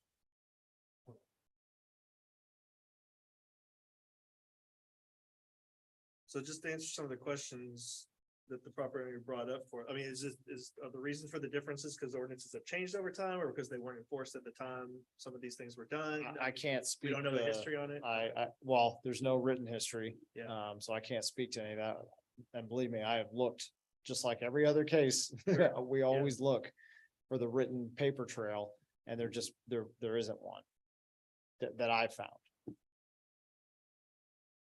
So when we started discussing it, the main things were the carport. There's a lot of gravel parking, which we don't allow. And then obviously the landscaping in the front. So those were the main things. And so typically if we are downgrading landscaping, we typically want to see the building upgraded with brick so that we're getting that aesthetic. So if we can't have landscaping, get the aesthetic of a nicer building, similar. Y'all have all seen, the site we just looked at was the same deal, they put the brick. That's just an old metal building that they put brick in front of on the front. And then, as you go down 342, you can see several of these similar situations where brick was added to the building to just unjunk up the right of way. So, I mean, I guess I'll ask the question in general. So like you said, when we make concessions where we can to get, and we may get concessions in other areas. So we try to work as much as we can, but then things like the carport, having no basis, no allowability in the ordinance whatsoever, we can't really be flexible on that. When you're approving the CO is basically where we're coming from. Right, yeah, so that when we're trying to approve COs, we gotta go by the letter. Sure. Yeah, I When mean, we get to a PD standards, that's a little more open with you guys from as far as, just like we were doing with the last case, we're saying like, well, let's move the dumpster, let's, do this, that, and the other thing. But I think one of his concerns is that he felt like, well, I went to the city and they said I didn't have to do this and I didn't have to do that. Well, it's not in writing and all this stuff. So great. Well, now we are solidifying his property to live in existence forever with these standards, and it will be in writing and kept of record, right? Right. Yeah, but my feeling like for him is, yeah, really? Cause here I tried to do things right. I came and talked and Right. they said nobody had to have it and I'm They don't look cheap and flimsy. no, yeah, and I agree. And I'm more tempted to say, if you could drop part so you don't see that it's a carport, bring down and do a little flashing down and put some doors across the front. That's a heck of a lot better than stripping it out. Have y'all? That was one of our talked about that? comments. They said they weren't willing to do that. Am I incorrect in that statement? No, you said have put door, I put siding on it, but putting doors, you're gonna end up losing parking. And put doors for every bay, you're gonna end up losing some new building. Two trucks. I understand. Bays, you're not gonna get two trucks. I understand. Yeah, It's I'm still- just trying to figure out. a Our ordinance compromise. will still say it's a Yes. carport if it's open. And did you say he has to concrete that back? Yes, Yeah, you're not, Why? because our ordinance doesn't allow. can't gravel see them parking. from 342, can you? But it's behind fencing and nobody sees it, right? This thing's been here, what, 9 years? Yeah, I mean, what the heck? You can't see it from you can't see it and you're not even on 342 to see the back. And it's fenced in with a wooden fence, not a chain link fence. So I mean, Yeah. well, there is not a single thing to see that. we just need to be careful. We're fighting with our own ordinance here. So Right, we that's need to, right. we need to think about, But if we want to make concessions, I think that's fair. We just need to be sure we're documenting what those concessions are, why we're making them, how they're, how they're being enforced, because And the a only- verbal agreement back 2000, whatever, I mean, that, obviously, this is why you don't want to do, make those verbal agreements. You want to get things in writing and That's document why- why you do these things. That's why city councilmen are here. We can make concessions. So the We only thing can't- that spurred can't this do on that. was because it went from A+ to gold, and they changed the sign. In the brick on the side, they go all the way back to the carport, or is that just No, it just goes to the first big building. that first, that little half a building up front?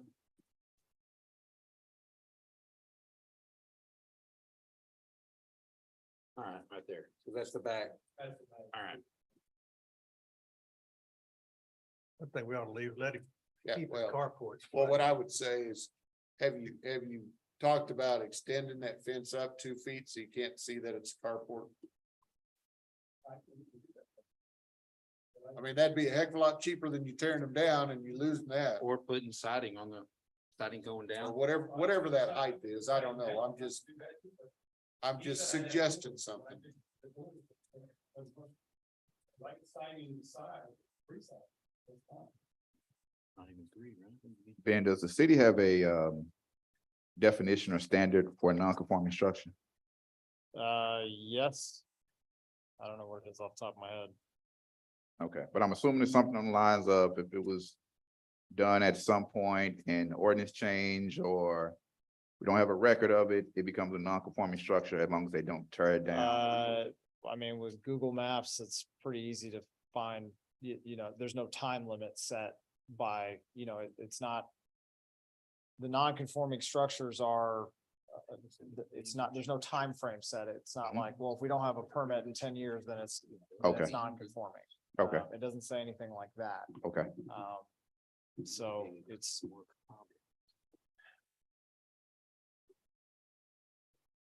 So there's 2007 with no carports, No fencing. 2013. Oh, no- wow, no Steady had some carports. stuff there, what's that? I Is that think a it used Reed- to be that was a Reed? a fire truck repair shop or something. And then 2016, I believe, was the still no carports, which didn't you say? I thought you built them in 2014, right? I can, I can pull. Right. And then 2022, many carports. Can you get dates in between there? If you give me a minute.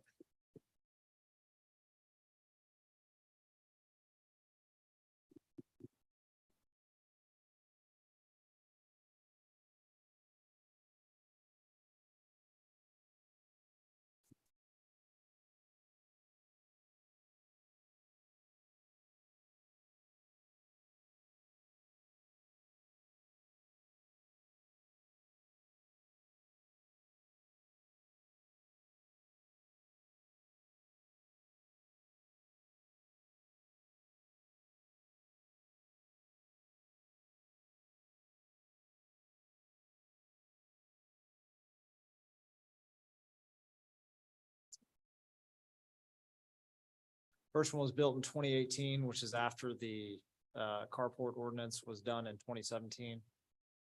2018. Yeah, and then the next one was done sometime, it looks like 18 or 19. All right, so So that, When we have- again, to the non-conforming stuff, it's just so easy to figure out when stuff was done. Well, typically non-conforming got to be a little bit longer than that, for sure. So typically we have a $2,000 fine, right? Yeah. I think, Oh, is I that- think straight is that what it zoning ordinance, it's only 500. They say it's 500 in this ordinance, but. Right, Emma was just saying it was, even if it was non-conforming, it's illegal non-conforming because it Correct. was done, it's not legal non-conforming. Correct.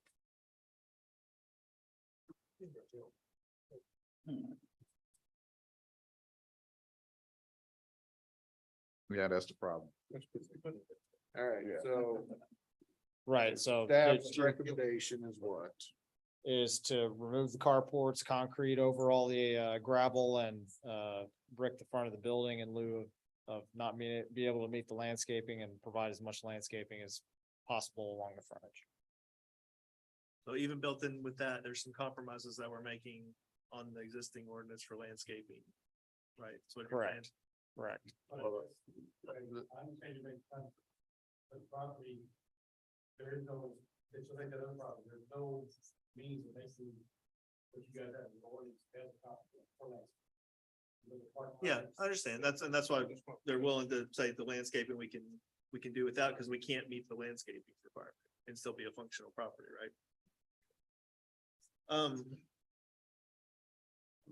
So. I think what I'm hearing from council, if I can summarize, is that we want to try to work with this as best we can.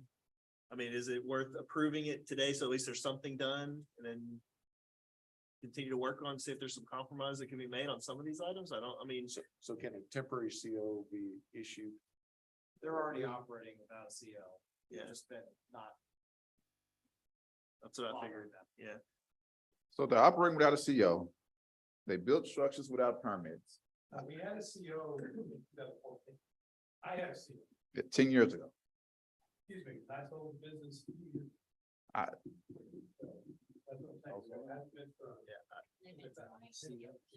They don't have a CO. Yeah, they've been trying to get the CO, obviously, some non-conforming things there. Had to get architectural plan and all these things, which you guys require them to do, which is no time. They told them everything else. Get all this things done, so they all that done.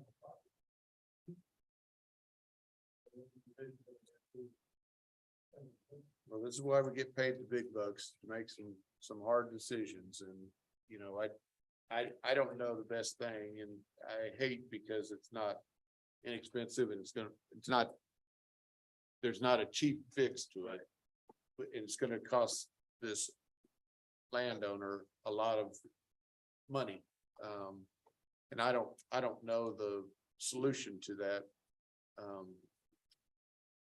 I don't either. I mean, I want to have a solution. I mean, I'd love to have some, whatever compromises we think are reasonable, but it sounds like we've gotten to a point where to beat the ordinance, we can't do that. We'd have to come up with something. Well, is that the right ordinance? That's exactly what I'm saying. I mean. So I mean, do we say, put this on hold and say, we need to look at that ordinance? Or change it to a PD or something like that. It is a PD already a because PD. they're not meeting, but also, remember, if they were trying to build this brand new today, Yeah. they that's- couldn't build this at all. Right, Right, so they'd be spending many millions of dollars versus, I don't know what the improvements cost. He threw out a number that said 170,000 to bring it into compliance. Yeah. That pales in comparison, and we gotta make a decision that's for the overall good, right? And so I understand both sides of the coin, but as I sit here as a staff member, I've got to go, You're still making the recommendation. Yeah. what's the overall good of the city? Well, it's not to have a bunch of metal buildings up and down 342.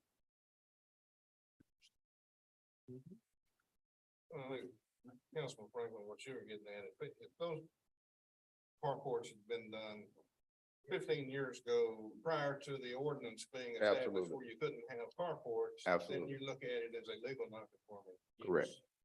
But they were built after. 6 years ago. Right, after the ordinance was Correct. established. And then another- Correct. In the development world, that's recent. Yeah, he did that on purpose, without any permit. Okay. I have a problem. All right. So I want to make sure how this is worded. That ordinance, Mayor, what I would suggest is to adopt the ordinance as written, a motion to approve it as written, which is with staff recommendation and P and Z recommendation, and then see if it gets enough votes. Okay. If it doesn't, then it goes back to C1 C1 is or remains C1, commercial one. in, Which they can't meet the They can't meet. requirements to get CO. so puts business out of, closes a business. Okay. May I have clarification? I could hear some of what you were saying, council, but not all. What I'm saying is make a motion to approve the ordinance as presented with the recommendation of staff and P and Z. Okay, So And with the that would- consequence being, if we approve as presented, they can get a CO with these things that we've said. But if we don't approve it, it's now, they can't get a CO at Correct. all unless they Correct. come back again through the process again, right? Correct, So by approving, we at least can give a path to operate. yes. I'll entertain that motion to approve ordinance number 23-041. So move. Councilman Goodwin. Councilman Lightfoot, those in favor? Franklin, no. Aye. Lightfoot, aye. Smith, no. Oh, the first time I get to vote. Wow.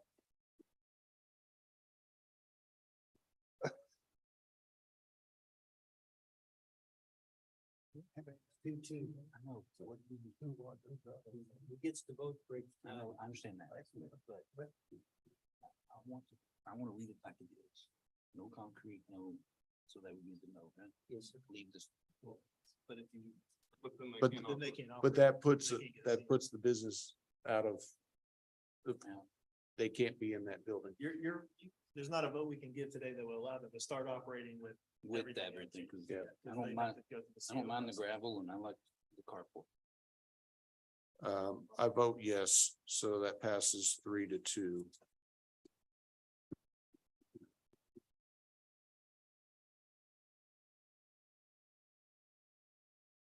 That's the best I can do, sorry.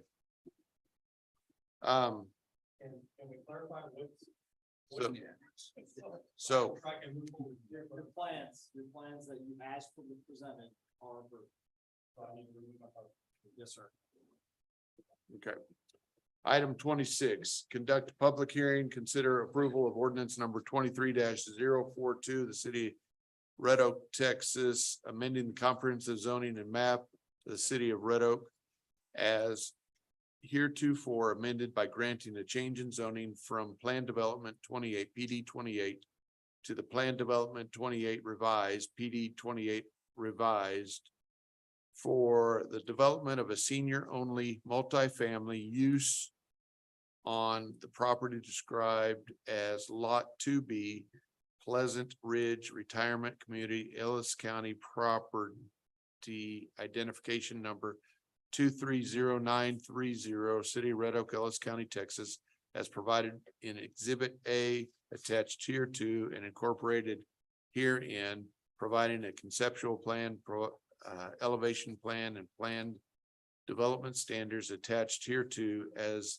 Exhibit B through D, which are attached here to and incorporated herein, providing a repealing clause, providing a severability clause, providing providing a savings clause, providing a penalty of fine not to exceed the sum of $2,000 for each offense, and providing an effective date that's ZC 23-25 requested by Mr.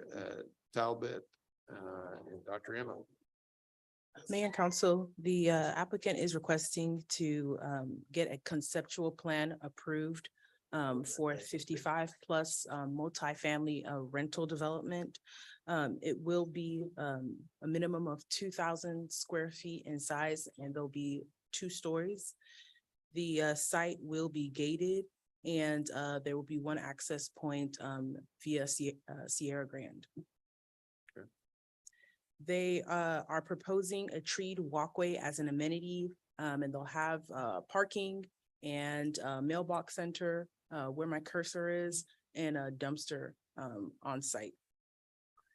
The property will be managed by a property manager, and there will be a masonry screening on the west, north, east sides and east sides of the site, and there's also going to be wrought iron with masonry columns along the front of the site, and it will be gated. These are the Probably elevations. something for Bob and me. So all of them 2 stories. Yes. Okay.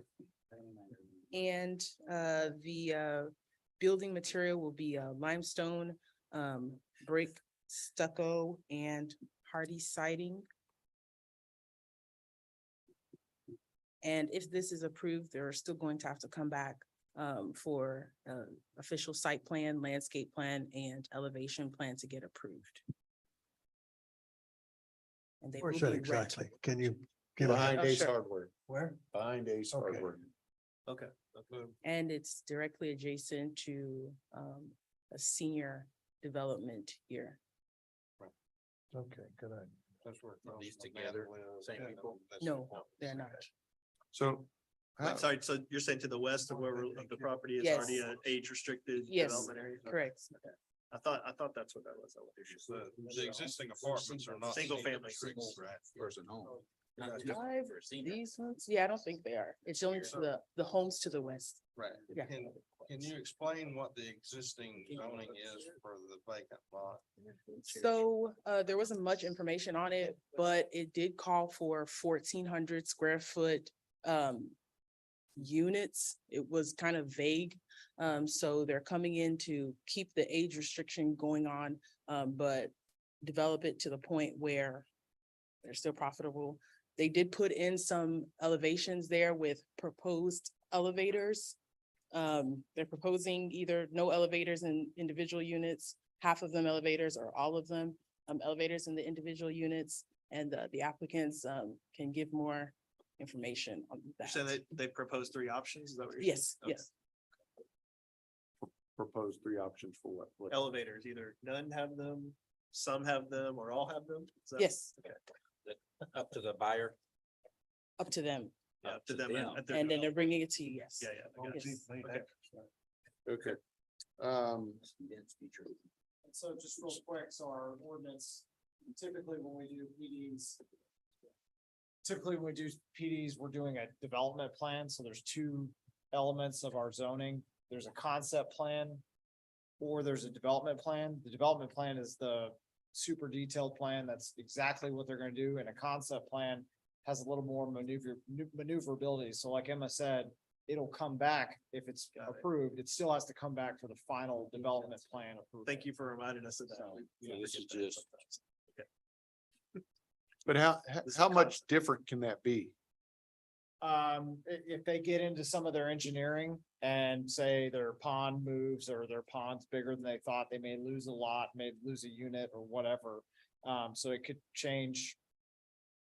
It could change And they still have to bring substantially up or not substantially. It still has to come back before you. and bring landscape.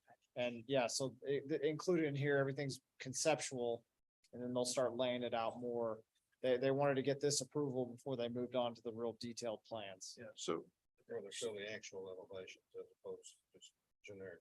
all right, and I know this is a public hearing and so we'll do the public hearing, but I do have some questions on how Okay. that kind of plays out.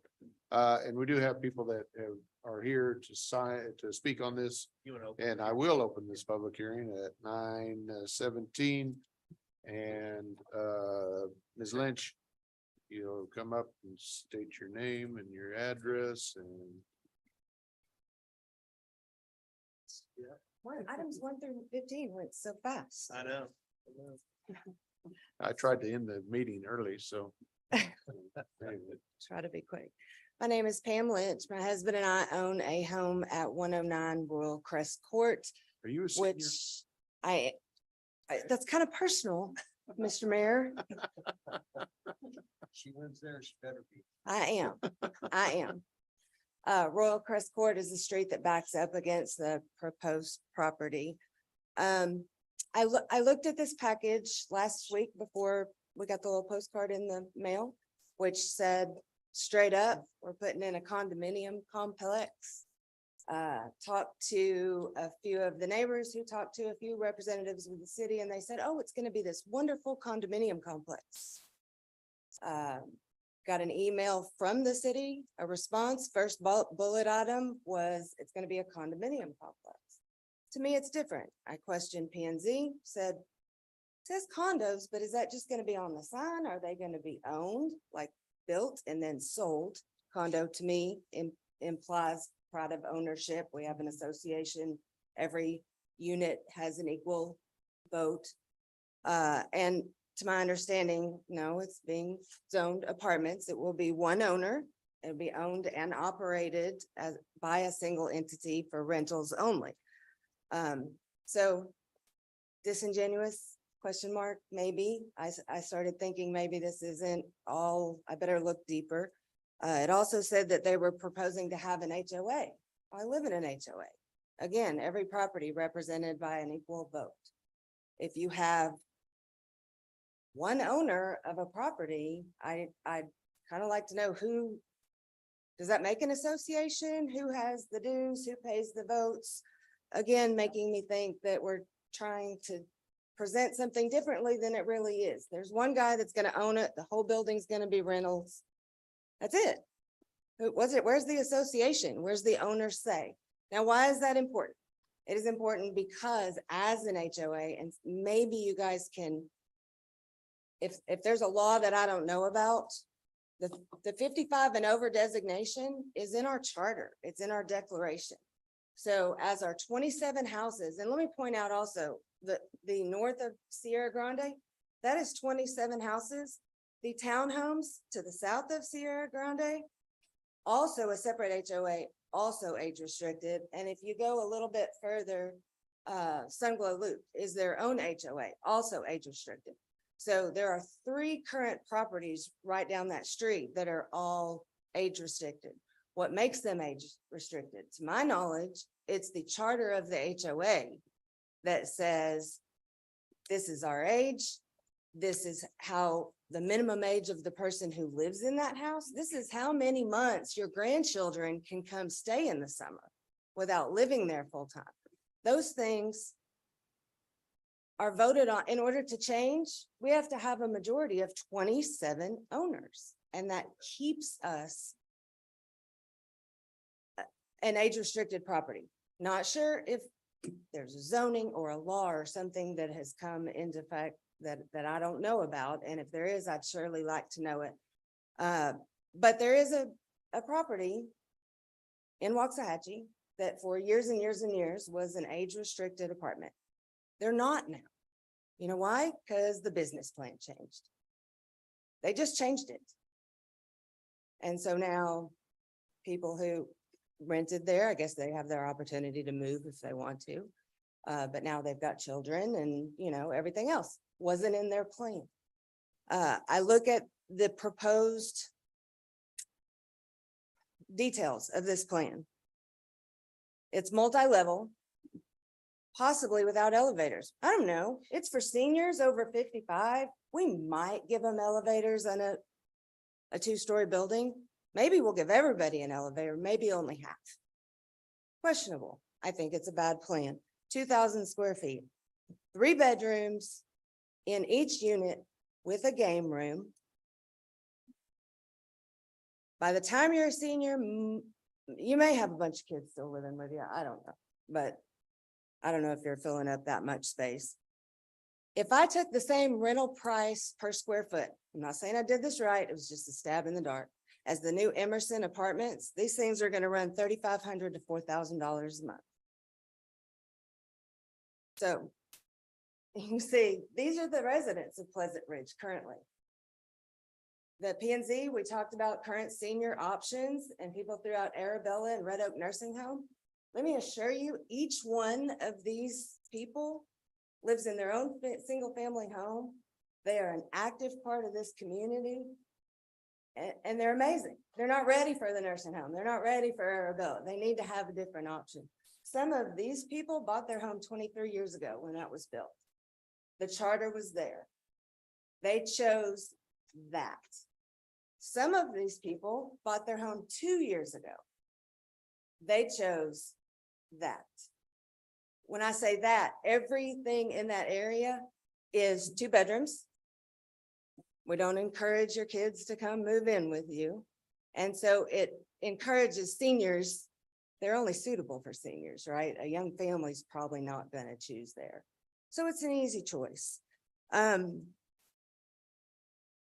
That property in question, I am all in that it needs to be a senior property. It makes sense. It fits. It's a great place to continue that area of town. People grouping them together like that, what I see in my community is so-and-so gives so-and-so a ride to the store. Or they can, you know, we've got one lady that's making dinner for everybody next Sunday.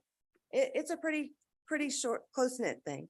So I'm just saying that if the zoning change that you're considering today is based on this plan that I went through and saw, and that the neighbors went through and saw, then I think maybe we take a pause and we rethink and we come back with something that's more beneficial to our seniors. I don't know. I don't have enough to fill up 2,000 square feet.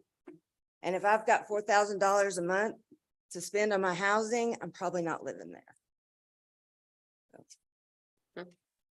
Thank you, Ms. Lynch.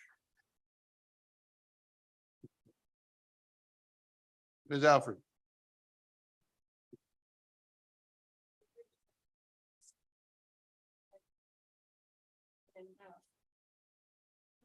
I think before we do anything else, we need to clarify. Step up, exactly please. What we're going to be doing. Come on. First, it says condominiums. Then it says 55 plus. Do we have an HOA? If it's apartments, you don't have HOAs. We need to have exactly what it is, 55 and older. The size of the house is stupid.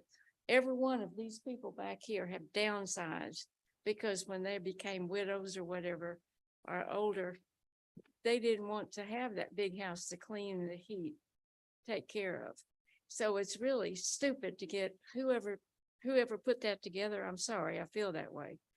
But they don't need a 2,000 square feet house, and they'll tell you that. Pam and her husband, they could afford to have a bigger house than they did have, but they choose not to. And there's another couple here, the same thing. But we need to clarify exactly, is it apartments? Or is it going to be condominiums? Do we have an HOA, which we can have if it's apartments, but it needs to be very clear what it is that we're trying to get approved or whatever. Okay. Thank you. Thank you. Was there anyone else that wanted to speak on this? Yeah, either way, come on. Yeah, did you fill out one of those paperwork? Yep, great. Bring it up here and we'll listen to it. Great, thank you.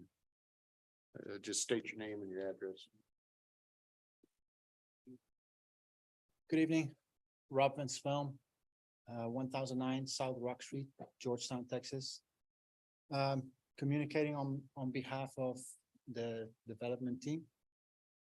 Reason we move forward with the two-step plan to get in front of the P and Z first and then here, as opposed to going straight with the one detailed plan, is because we wanted to make sure that what we're presenting If is. you could step forward just a little bit, Okay, yeah. just so you can hear. Okay. And hey, bump the sound up a little bit more. Please, thank you. Yeah, just need to be able to hear it all. So, Okay. thank you. Yeah, so the reason can you hear me? Is that better? Okay, All right. thank you. Excuse me, yeah.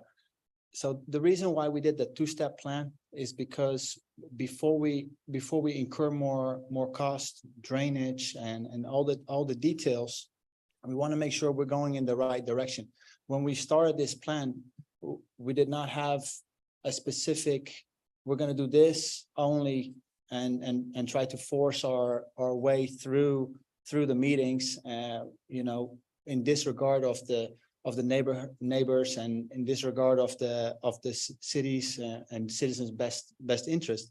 So we thought about it. We have 3 different zonings around, 55 plus being one, apartment complex being one, and then single family with slightly larger lot on the other side. So you have 3 different things. So we thought about, okay, what can we do here? And then the original PD, if I'm correct, it had 55 plus or 50, but it's changed to 55. So we can either, we go 55 plus, that was our option. So we presented few plans to actually Mr. Wenzel before he left, and then now Mr. Hardman and Miss Emma. So comments back and forth, trying to come up with reasonable alternative to what could fit here.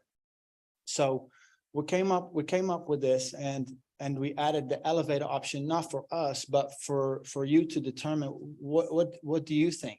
The elevator in itself adds 400 square foot to the units. We would love to do smaller ones if we can, but how do we fit it? What do you want? Do you want, in this case, we have 16 units. Do you want 16 elevators in there? They're going to be slightly bigger. So yeah, I agree with what she says. Sorry, I don't remember your name, but we don't need 2,000 square foot of rentals. If you look at it like that, then it's too big, but it's actually minus the elevator, that does add square footage to the total units. So that it changes the floor plan, around. Yeah, we're here to try to go in the right direction. And one of the plans that we have proposed to Ben and Emma was single lots, so that in order, you could sell it, individual owners. And that's why we had the misunderstanding of the condominium on there, because we did not quite understand, and even the P and Z did not quite understand the zoning, and we kind of figured that out like during the meeting last week. So in order to do condos, you need single lots.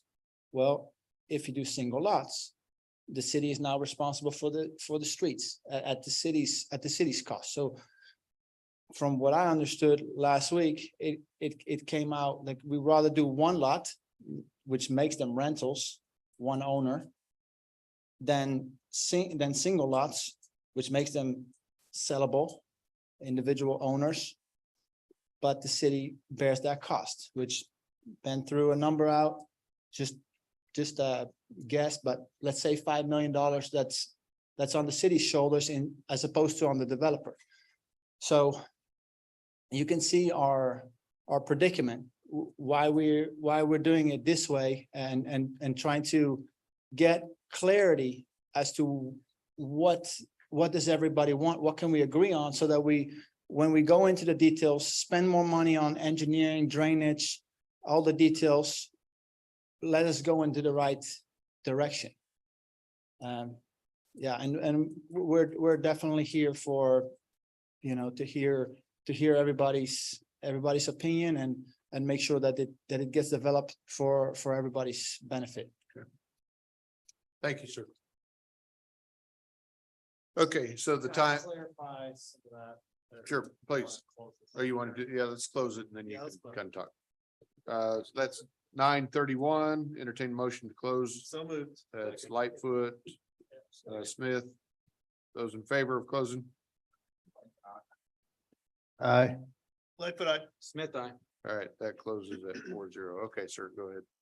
So the discussions at P and Z regarding ownership and what city would be responsible for and whatnot. So there's three different things that you could do with a development like this. It's single family attached, and that's where the lot line goes right through the middle of the actual building, right? That way you've got a single lot. It's one big building, but you got a single lot that goes through, or a lot line that goes through, and they have a common wall. So you can purchase those individually, but that's just like a single family subdivision, and the city would own the streets and water and sewer. There's a condominium aspect where you would actually, it's an apartment building, or, more like an apartment form, but you just own the walls. Like, so you own from the sheetrock in, but you can still own it. And then there's the third option where it's but that could be either city owned or, development owned infrastructure. Through the And then development plan, that's who Right. decides that. well, I'm just talking about what he was saying and what the kind of confusion that was at P and Z. Okay. And then there's the last option, which is just the building is, it's a single lot. The buildings are all on one lot. All the infrastructure is privately owned by the developer or owner. So I just wanted to clarify Okay. where we came up with that, and some of the notices were condominium from what we believe they were trying to sell them individually, but still keep it on one lot. So they were just selling literal insides of the unit, and then the condo association, you pay fees, and they take care of the outside and the site and all the infrastructure. Just to clarify a little bit of what Ms. Lynch said too, is we do have zoning control over the age restricted. We don't have every single control that you have as an HOA, but we do have zoning control over that. So whatever went out there, whether it was a senior apartment, senior condos, senior, just like you all have with individual homes, it's still zoning required to be 55 plus. I guess the one thing that is kind of out there is we don't know what that was intended to be in the first place. When they zoned that whole area, Mr. Bass owned all that, and he just never zoned that piece. So I don't even know what it was supposed to be, because I got here in 2000 and I never knew what that was supposed to be. Just the subject. Just that subject subject prop- okay. property, just the subject property. I know what the others were. And then the other thing, just to clarify too, even if we did go out and did it just like y'all's, or where it's individual lots, I don't think, and Bob, correct me if I'm wrong, I don't think we can require it to be owner occupied. No. So it still could be rental, Sure, but the difference is but the owner gets the vote. right, and then you all have your HOA that can control that side. But these are two separate. It's not it's gonna have its own HOA. It would be its own HOA, yeah, it wouldn't. So it be- wouldn't even affect y'all. Exactly. Okay, I'm just making sure. Right. But HOA is owners association versus one business saying, in our building, you all built, rent from us, we can do whatever we want. Right. I have to have a majority Yeah. of the neighborhood to make the neighborhood something change from what it is. Yeah, And for the record, I believe there's 3 subdivisions, 3 communities, I believe 2 of them are single communities, but one's a full place. then, yeah, something with it, what are Pam. those? Those are also owned. Pam, a lot of- Pam, thank you. I can't allow you to talk since we're not in that. I So, think that's-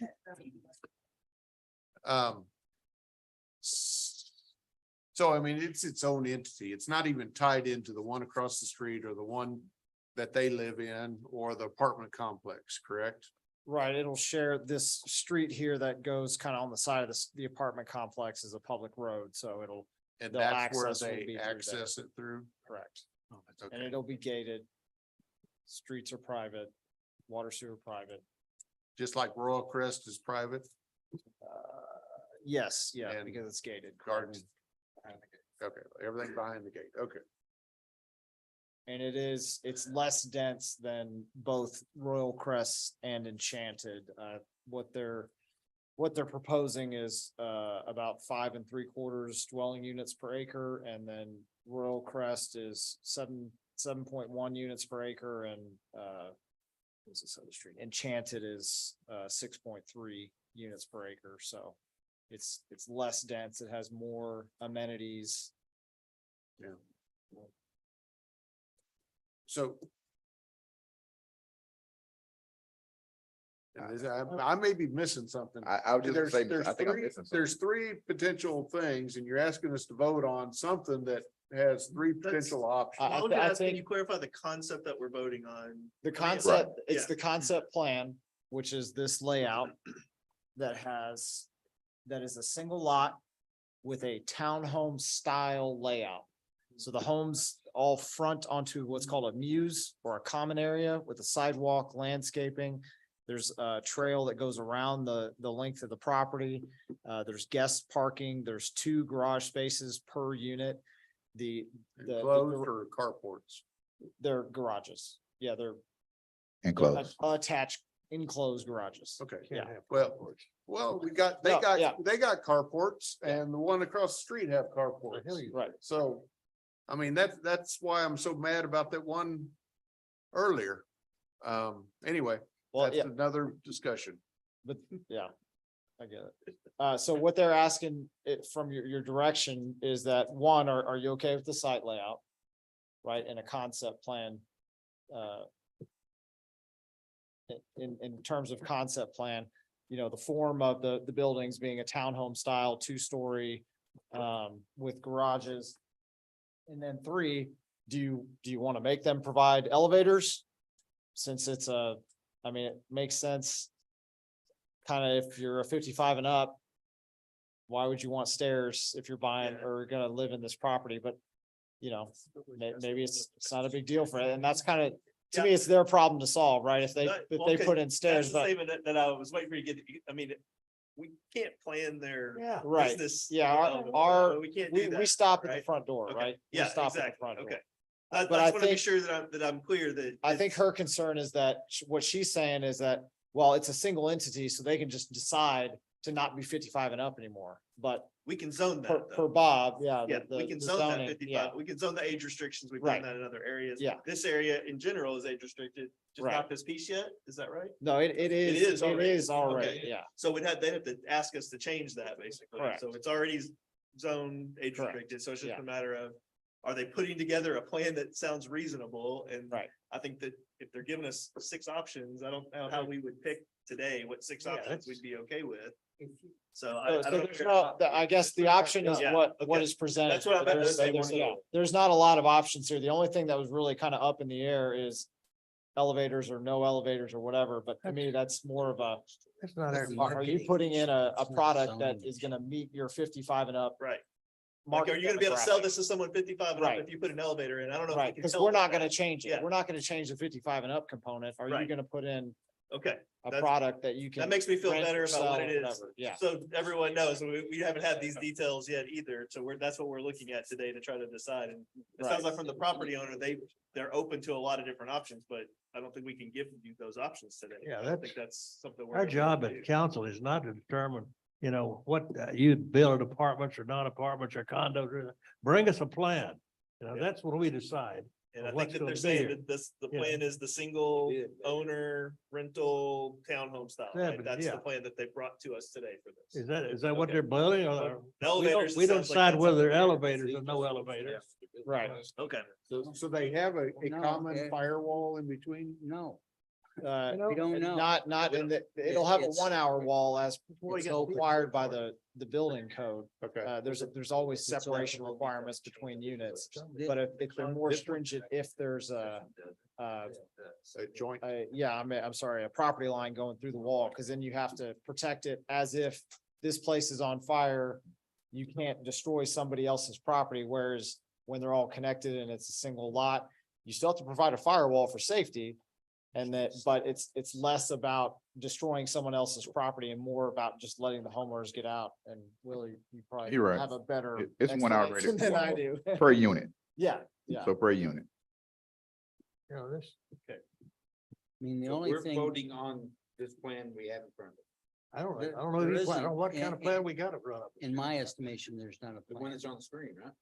All you're voting on is to allow a 17 living unit development in that property that's age restricted. Much past that, I can't tell you what we're doing. That's it. Well, Okay. it's this general form, right, with a loop road, Okay. with townhomes facing in on each other. You just said Townhomes. townhomes. It doesn't say. I'm townhomes. sorry. The the living units facing in on one another so that they are, the front doors open into a muse area with guest parking and mailbox centers and gated. All the things that are kind of on this concept plan. And then we would have a full plan that comes back to us, a comprehensive plan that comes back to us with the details of how these things are built. Yeah, it's got, what the it'll have. Setup is, and all that would have to go through P and Z again. Yeah. Correct. Meet your specifications for up to code and all that, and then come back to us as a plan with Correct. all the details, right? Correct. Are they lots or not lots? They're Is not it one lots. It's a lot? single They're lot. not. It's a single lot. That's what's proposed.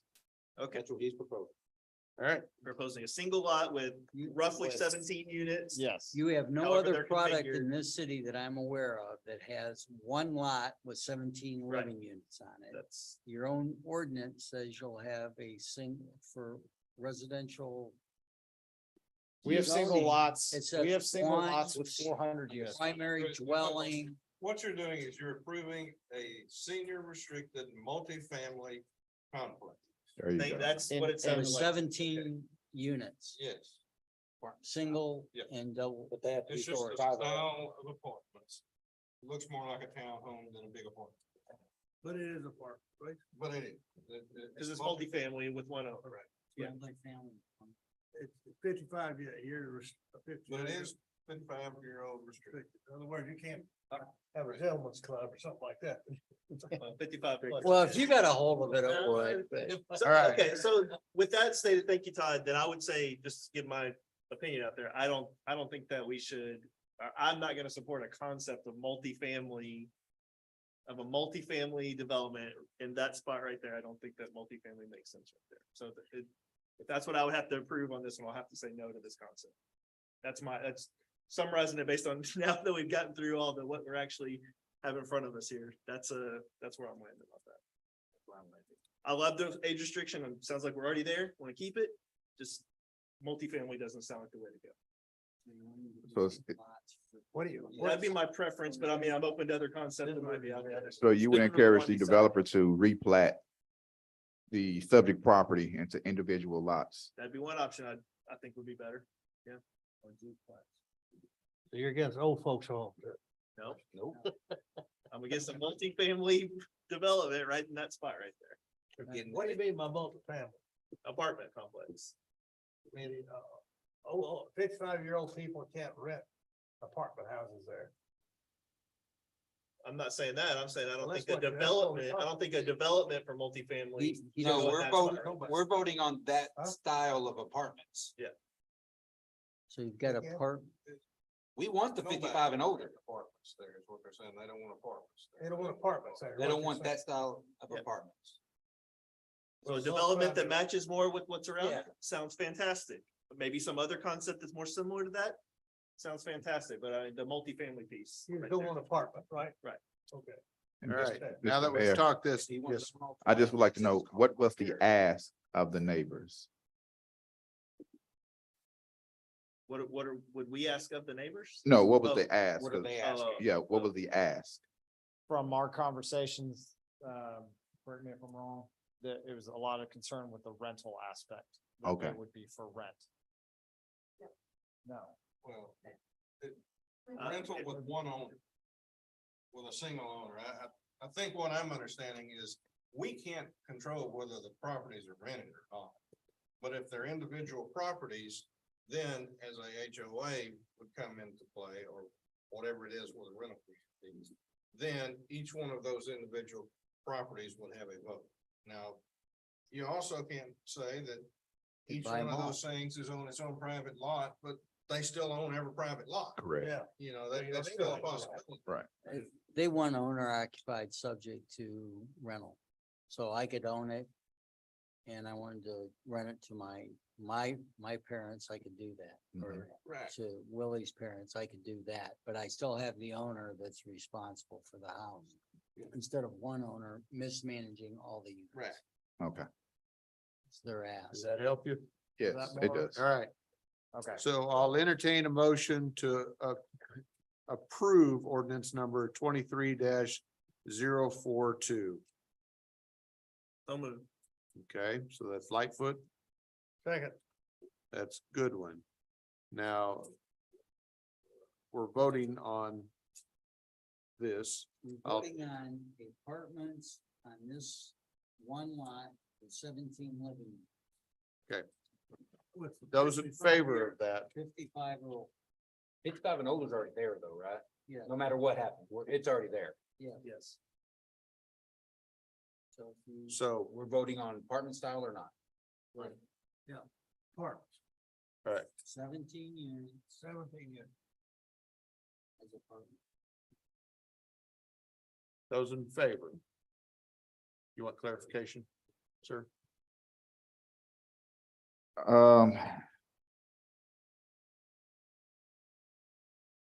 I think my only unreadiness is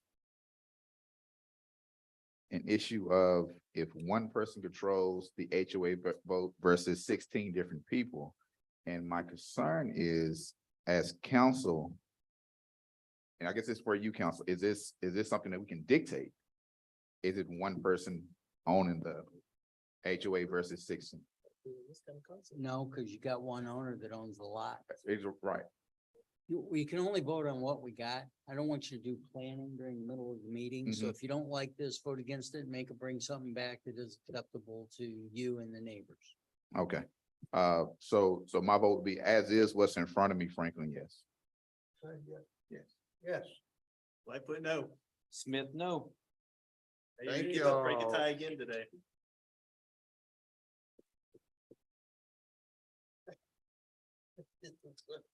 Second time in one night. Second time ever. Brain spinning. And so how did P and Z support this? They supported it as is, but in order to move on, would it be appropriate to, if everybody's okay with the form and just changing them to singly lotted? Because it is a concept plan, so we can bring back a development plan with Individual with- lots. Yeah, with whatever this recommendation is. But that's not what you're voting on. Concept plan with these That's not what recommendations. we're voting about. We're voting on these apartments. We're voting on one lot, the 16 or 17, you living on one lot. That's not- Two-story living apartments. Right. Okay, so my That's question what is, they proposed. Right. what are the apartments just south of there? That's one lot with however many apartments Yeah, are on there. 200 units or Okay. whatever, So but that's they're the not same- age restricted. But that's the same principle, correct? Correct. Okay. Do we have an ordinance that is against what they are talking about like this? It's PD. You're instructing the requirements. For this particular tract of land. So you got it's really Summit Street. unfair for you to compare it to another piece of property.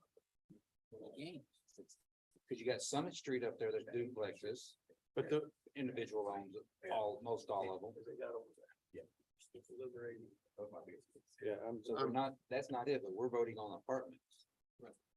This style of apartment, that's what, not the old folks apartment. 55-year-old. But the 55's there no matter what he brings in. He's gotta bring 55, that's stuff. Right. We're not changing that. We're Right. just changing. I don't like the two-story apartments. I don't care who owns them. I can't say you own one, he owns one. He wants to own them all, let him own them all. I just don't like the two-story apartments. No elevators per se. I vote yes, that's 3-2. All right, And just as a point of clarification, we still get the final plan back to us to look at again. It's still gonna have to go through P and Z for all the details. There's still a lot of more layers of review. Yeah, I think get it. I'm it's just more so clarifying that concept, Yeah, voted for the concept. concept. Got it. all right. Item 27, conduct a public hearing, consider approval of ordinance number 23-043, the city of Red Oak, Texas, amending the code of ordinance by amending chapter 14A zoning ordinance, article 6, use and lot standard regulation, section 15, special yard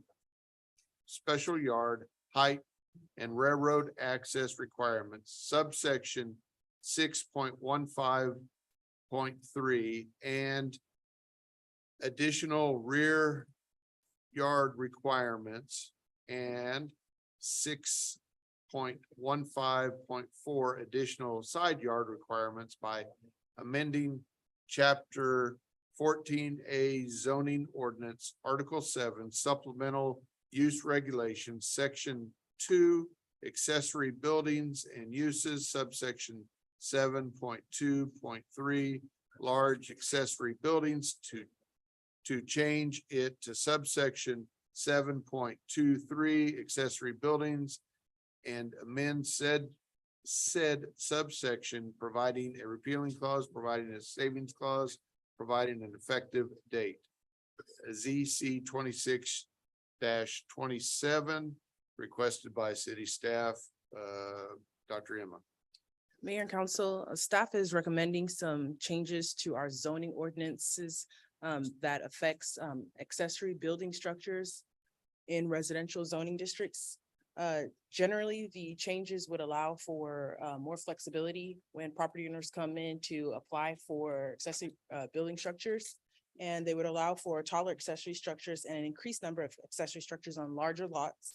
Accessory structures to be located closer to property lines and establish setback requirements for patios and patio covers. I can, and the staff report, I kind of went through each of the current zoning ordinance requirements, the changes and kind of the impacts of those changes. And I'll kind of go through some of the major changes. In Article 6.15.3, Section B2, this current section doesn't exist, but staff has recommended that there are rear setback requirements for patio covers and general setback requirements for enclosed patio covers. We currently don't have such restrictions, and also for the side setback requirements for patio covers. Currently, our zoning ordinance in Article 7.2.3A, Section 4, limits all accessory structures to 1 story in height, which is about 10 feet. But the change would state that lots that are 10,000 square feet and larger could have taller accessory structures.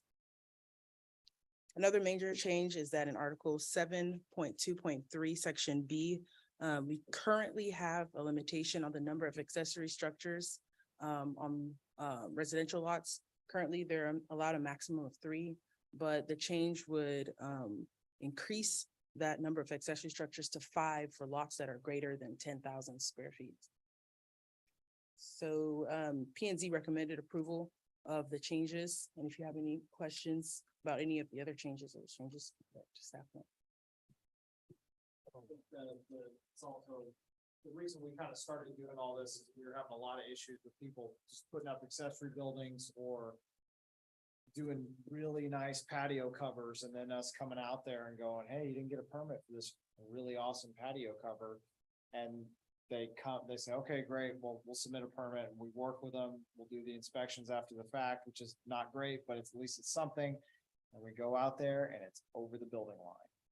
And we're having to tell them to take down a $50,000 thing they just put up because it's 2 feet over the line. And so what this does is allows some more reasonable standards for setbacks, especially given this type of lots we have. One of the big things, as Emma was mentioning about the lots over 10,000 square feet, we've got our RAE district where they've got, they need things like barns and things like that. So we actually adjusted that section so that they could have a 2-story barn, because right now it says you can only have a 1-story. And so they wouldn't even be able to have a 2-story hay barn on RAE on 20 acres or whatever. So that didn't make any sense. And then additionally, we talk a lot about parking in the street, right? What's a big cause of that? People fill up their garage with crap. Okay, well, great. Now I've just allowed, we've just allowed another accessory building they can have in their backyard where they can put their junk instead of in the garage and, park in the garage.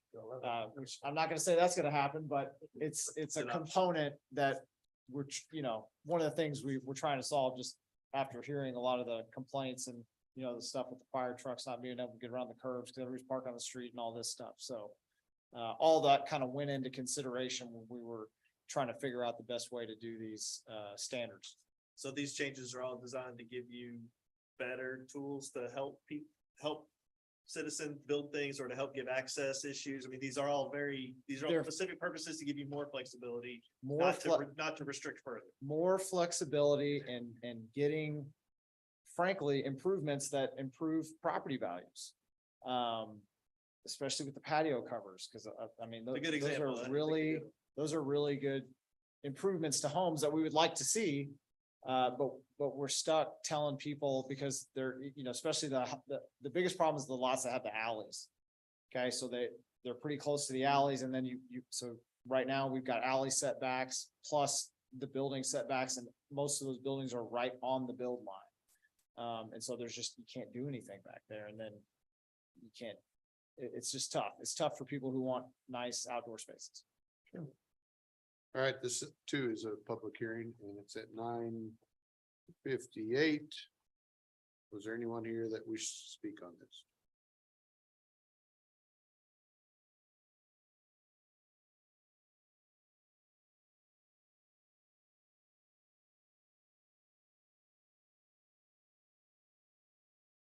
Entertain the motion to close this at 9:59.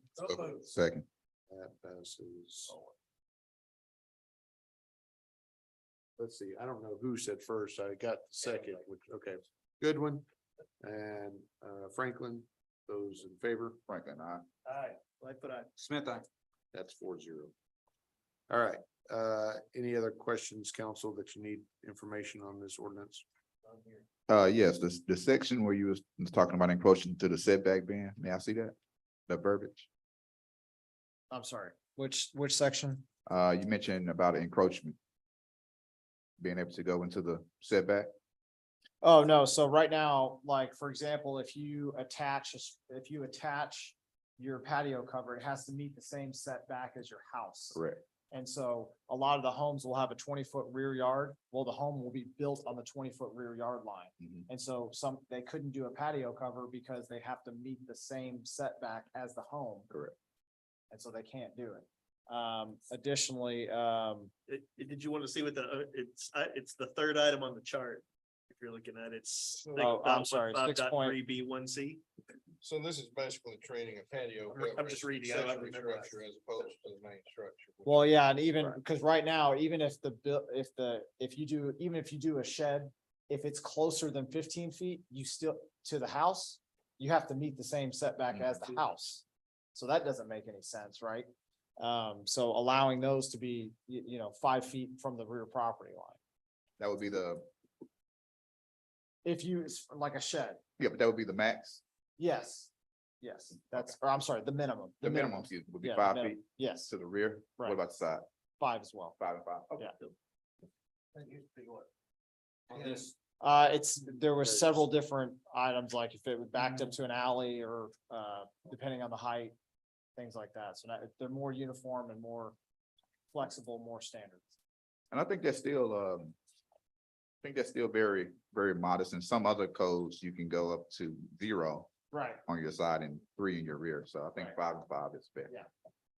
On the Article 7.2.3B, didn't it used to be 6 feet between buildings?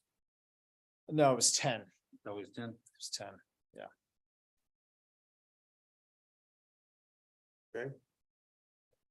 Okay, entertain a motion to approve ordinance number 23-043. So moved. Lightfoot, Second, Franklin. Those in favor? Franklin, aye. Aye. Oh, Lightfoot, aye, sorry. Smith, I. All right. Consulting with council. I understand. That's 4-0. That's why I was waiting. Okay, item 28, conduct a public hearing and consider approval of ordinance number 23-044, the city of Red Oak, Texas, amending the comprehensive zoning ordinance and map of the city of Red Oak as heretofore amended by granting a change in zoning from single-family residential district R3 to planned development 159, PD 159, for the development of a duplex complex on the property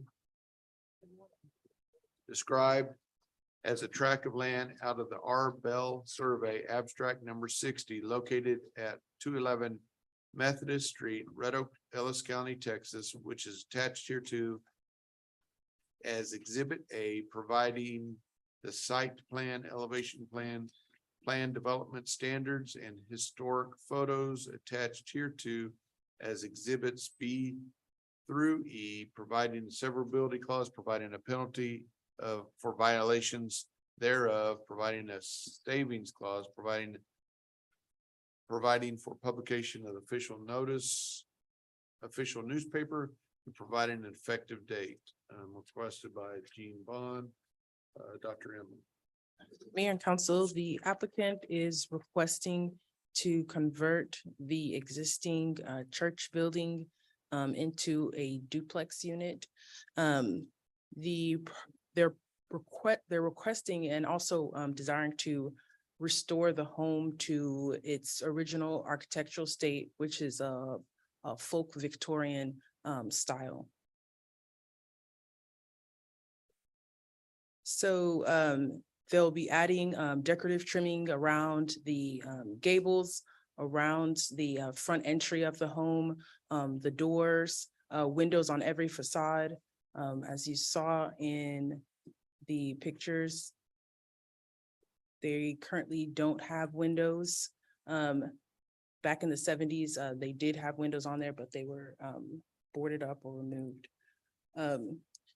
They're also proposing to construct a two-car garages towards the rear of the site. Towards the rear of the site. Staff did have recommendations to close up the front yard and convert it into pedestrian access so that it could be more relatable to a residential type layout. And also to convert this parking to grass to landscaping. Planning and Zoning Commission did recommend and agreed with the applicant to leave the concrete as is and to maintain the circular drive along the front. They will be installing a wooden fence along the front phase of the property. So if this is approved, they're planning, and that's later down the road, they can come back and submit a detailed site plan for this back phase. That would be another duplex development, but they'd have to come back with a detailed site plan and landscaping and elevation plan. These are the elevations, some of the elevations as they submitted of the home and the attached garage. And these are the development standards that would be approved.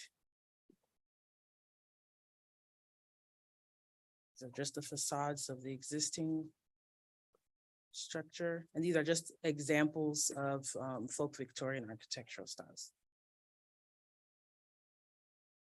Sure. And this is an original photo at a steeple back in the day. Not sure which year it's from. That was Ben. Oh, that was Ben.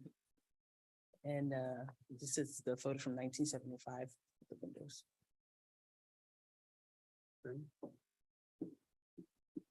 Okay, so this is a public hearing and the time is 10:06 and we'll open this public hearing. Is there anyone here that wishes to speak on this? State your name when you come up and. Gene Bond, 5435 Cripple Creek Circle. Thank you, Emma. Good evening, Mayor, City Council, City Manager Todd.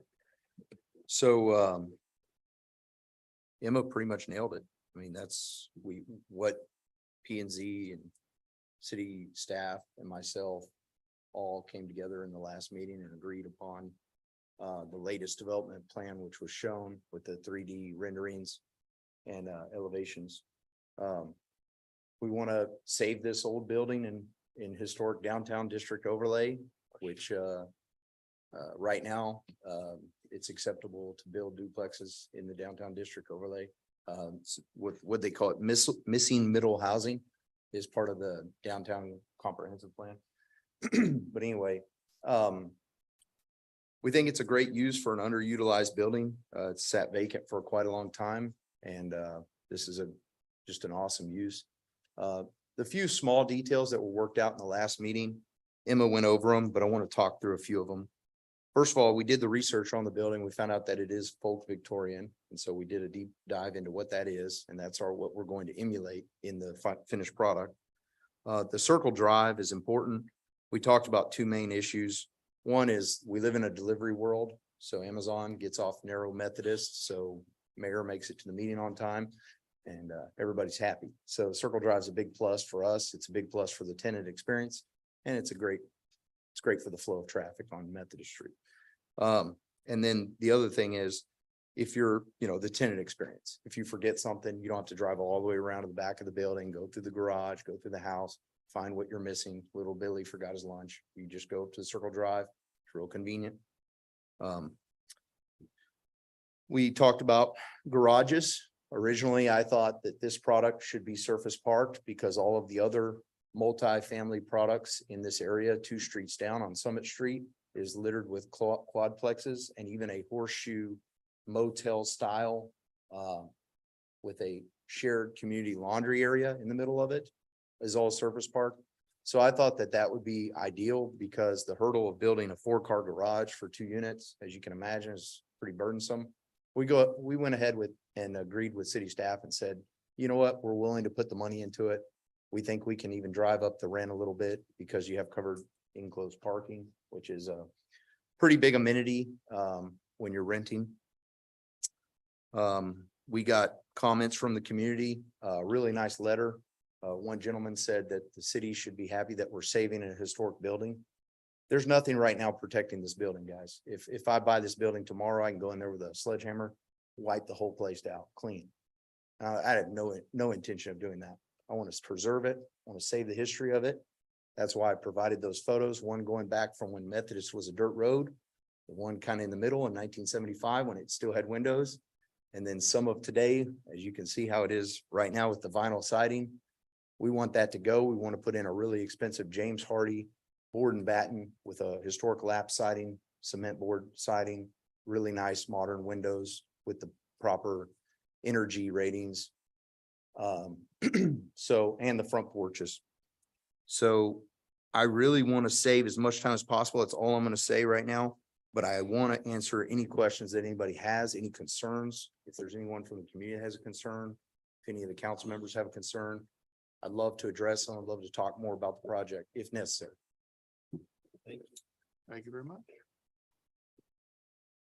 Is there anyone else to speak on this? Emma, did we have some mailed in Yes. comments from the?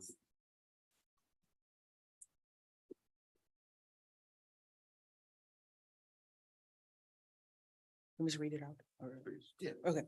I am against the rezoning of single family to residential district abstract number 60 and addressed as 211 Methodist Street, City of Red Oak, Ellis County, Texas. Thank you, Deborah Abes Hunt.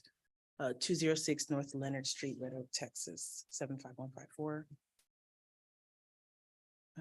Thank you. Would like to go on record that we're against this zoning change. That's from Mike Amon. That was just me kind of explaining a request. So that's the neighbor. Yes. Yeah, 207 of this. And then the letter in support is good morning. We received the zoning change card in the mail. We are for this. We had hoped to sell the building to a religious organization, but after speaking with about a dozen different congregations over the past year, they all were reluctant to do what is necessary to bring it to compliance with current city ordinances. Mr. Braun already has property in Red Oak a couple blocks away. He does a fantastic job when it comes to making it an asset to the community in the downtown area. He is also interested in preserving the general aesthetic of the building, which is a retail gift to the city. From what we understand, it is over 100 years old. The property is surrounded by residential homes. The home to the north used to be a parsonage for the church building. We had hoped to build another one behind our building, but unfortunately, our congregation ended up disbanding after the COVID pandemic. The half-acre lot has plenty of parking and room for expansion to accommodate transition to a duplex complex. We have enjoyed doing the Lord's work in Red Oak for 15 years. While we are saddened that our time here has come to an end, we are thankful for the time we had and know that this opportunity is a great win-win for the city going forward, as it will contribute revenue to the city's tax base going forward. Thank you for your time, Darren Lee Kleiss, Evangelist, and Donna Kleiss, member. And just for reference, they are, he represents the seller. Yes, Darren Kleiss. Clyde, Yeah. Yes. thank you. Okay. All right, so it's 10:13. I'll entertain a motion to close this public hearing. So move. Franklin, Lightfoot, those in favor? Franklin, I. But I, Smith, I. That passes 4-0. All right, so we go back to, so does the north wall, is it sitting on the property line? This one? Yeah. It's very close. Let me pull up the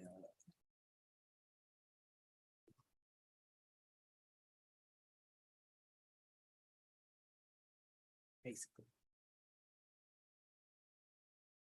So is that an issue? I think the reason that it is sitting on the property line is because the lot to the north was previously owned by the church, and that's where the parsonage was, is that correct? What are the setbacks? That's what I'm saying. It's, This one doesn't have it. As a PD, you're making. Yeah. We're creating the setbacks? Okay. Yes. so 0 lot line. Right. Essentially. I have a couple of questions. So if we are creating the setbacks, could you, I think you showed me some type of proposed site, what is the line? If we're creating the setbacks.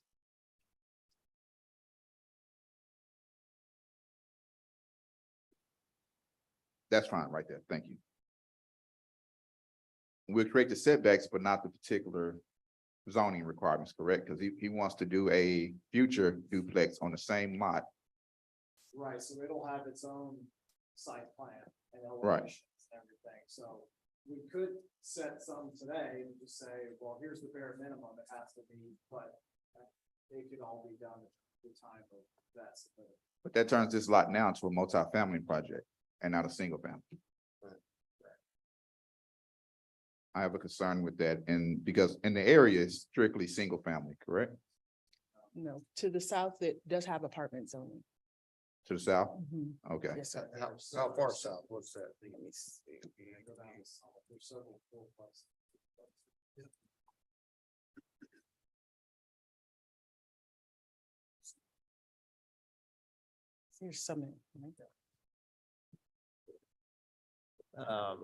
I guess the question is, are there any on that road?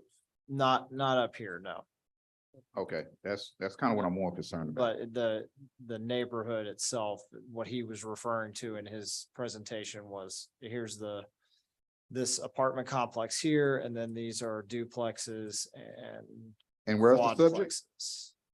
quadplexes. Subject is here. Oh, that's not comparable. It's in the same Area. under the same comprehensive plan. Within the city limit of Red Oak. It's in the same downtown district. Yeah. But it's not in the same area. Sure, touche. I think my concerns are, if this was passed, I am real concerned about the landscaping of this lot. I would like for it to be done properly and to mimic at least what the neighbors have on their immediate neighbors, not in the area or the circumference of the community, but I see parking. Like the driveway. Correct. So kind of what staff has already proposed, but you see, if we pan around, if this goes to a duplex from a place of worship and we see pretty much a parking lot, I think that's inconsistent with the other houses. So I would like to see this converted into landscaping and take this into a full duplex if we're gonna do it. I do have concerns about adding a second duplex on a lot, turning this into a multifamily area. But if the zoning allows it, the zoning allows it. But that's concerning. Well, you're creating. We could say though. It's just like a mixed use. Sure, Like if you look out on I-35. right. So you have mixed use, you can have retail, you can have office, you can have residential, you can have multifamily. But you get to pick where within that entire big space Would that it be? goes, and that's what you're doing tonight. Essentially subdivisions. Okay. Right. I also take concern with this.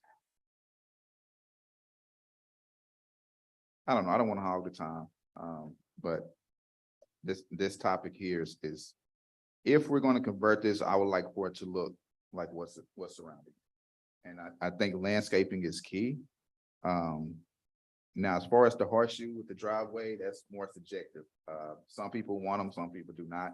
But as it relates to the setbacks and the landscaping, I think we should take this opportunity to make sure it looks like what's around this area. So are you just saying the fact that all the concrete will remain, you're not You just Correct. take That part, yeah. Correct. So no more parking lot, basically. Yeah, if we're gonna convert it, we want to convert it. Yeah, so talk to us about that vestibule. What's the So concept on that? the point is to make it look like a single family home with a single front door. So you would walk into the front door here and then you'd have an interior door that goes in here and an interior door that goes into this side and then, but you still have two front porches with big French doors. I don't know what the layout would be on the inside. Maybe that would be where your office is and whatever. But it's the goal is that it looks like a single family home and not a duplex. So does that require 2 meters, another power onto that? Did we put separate meters in here? Okay, 1 meter for the property. For the property or? Well, for the home. For the structure, this. Yeah. And then one for the one in the back? Yes, if that was approved later on.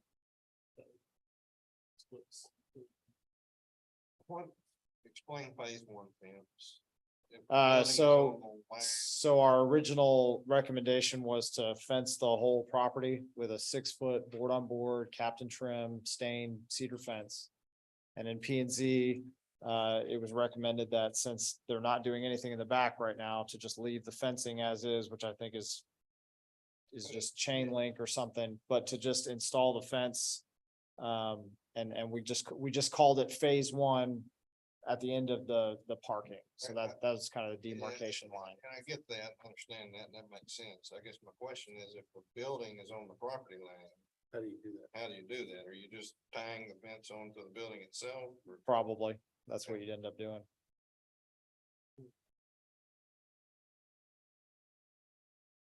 Or if the neighbor wanted to participate and let him move it over 6 inches or whatever. So do we have any other 0 lot lines Where? in the city? Yes, Okay, where are they? Are they in this town, in this part of the town? yes. There's no senior deal right up north there, Okay. it's down here. Okay, so it's not unheard of. No. Okay. You, Right there. Yeah, so you typically, when you have 0 lot line though, you're gonna have 0 lot line on one side. So you don't have 0 lot line on both sides. Right. You've got 0 on one side and you've got. Separation on the other. side on the other. Okay.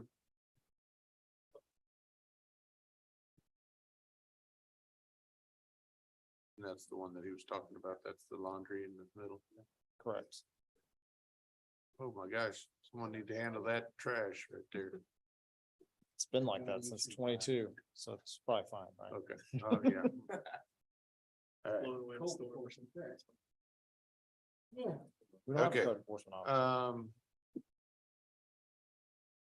Council, any questions that you need answered?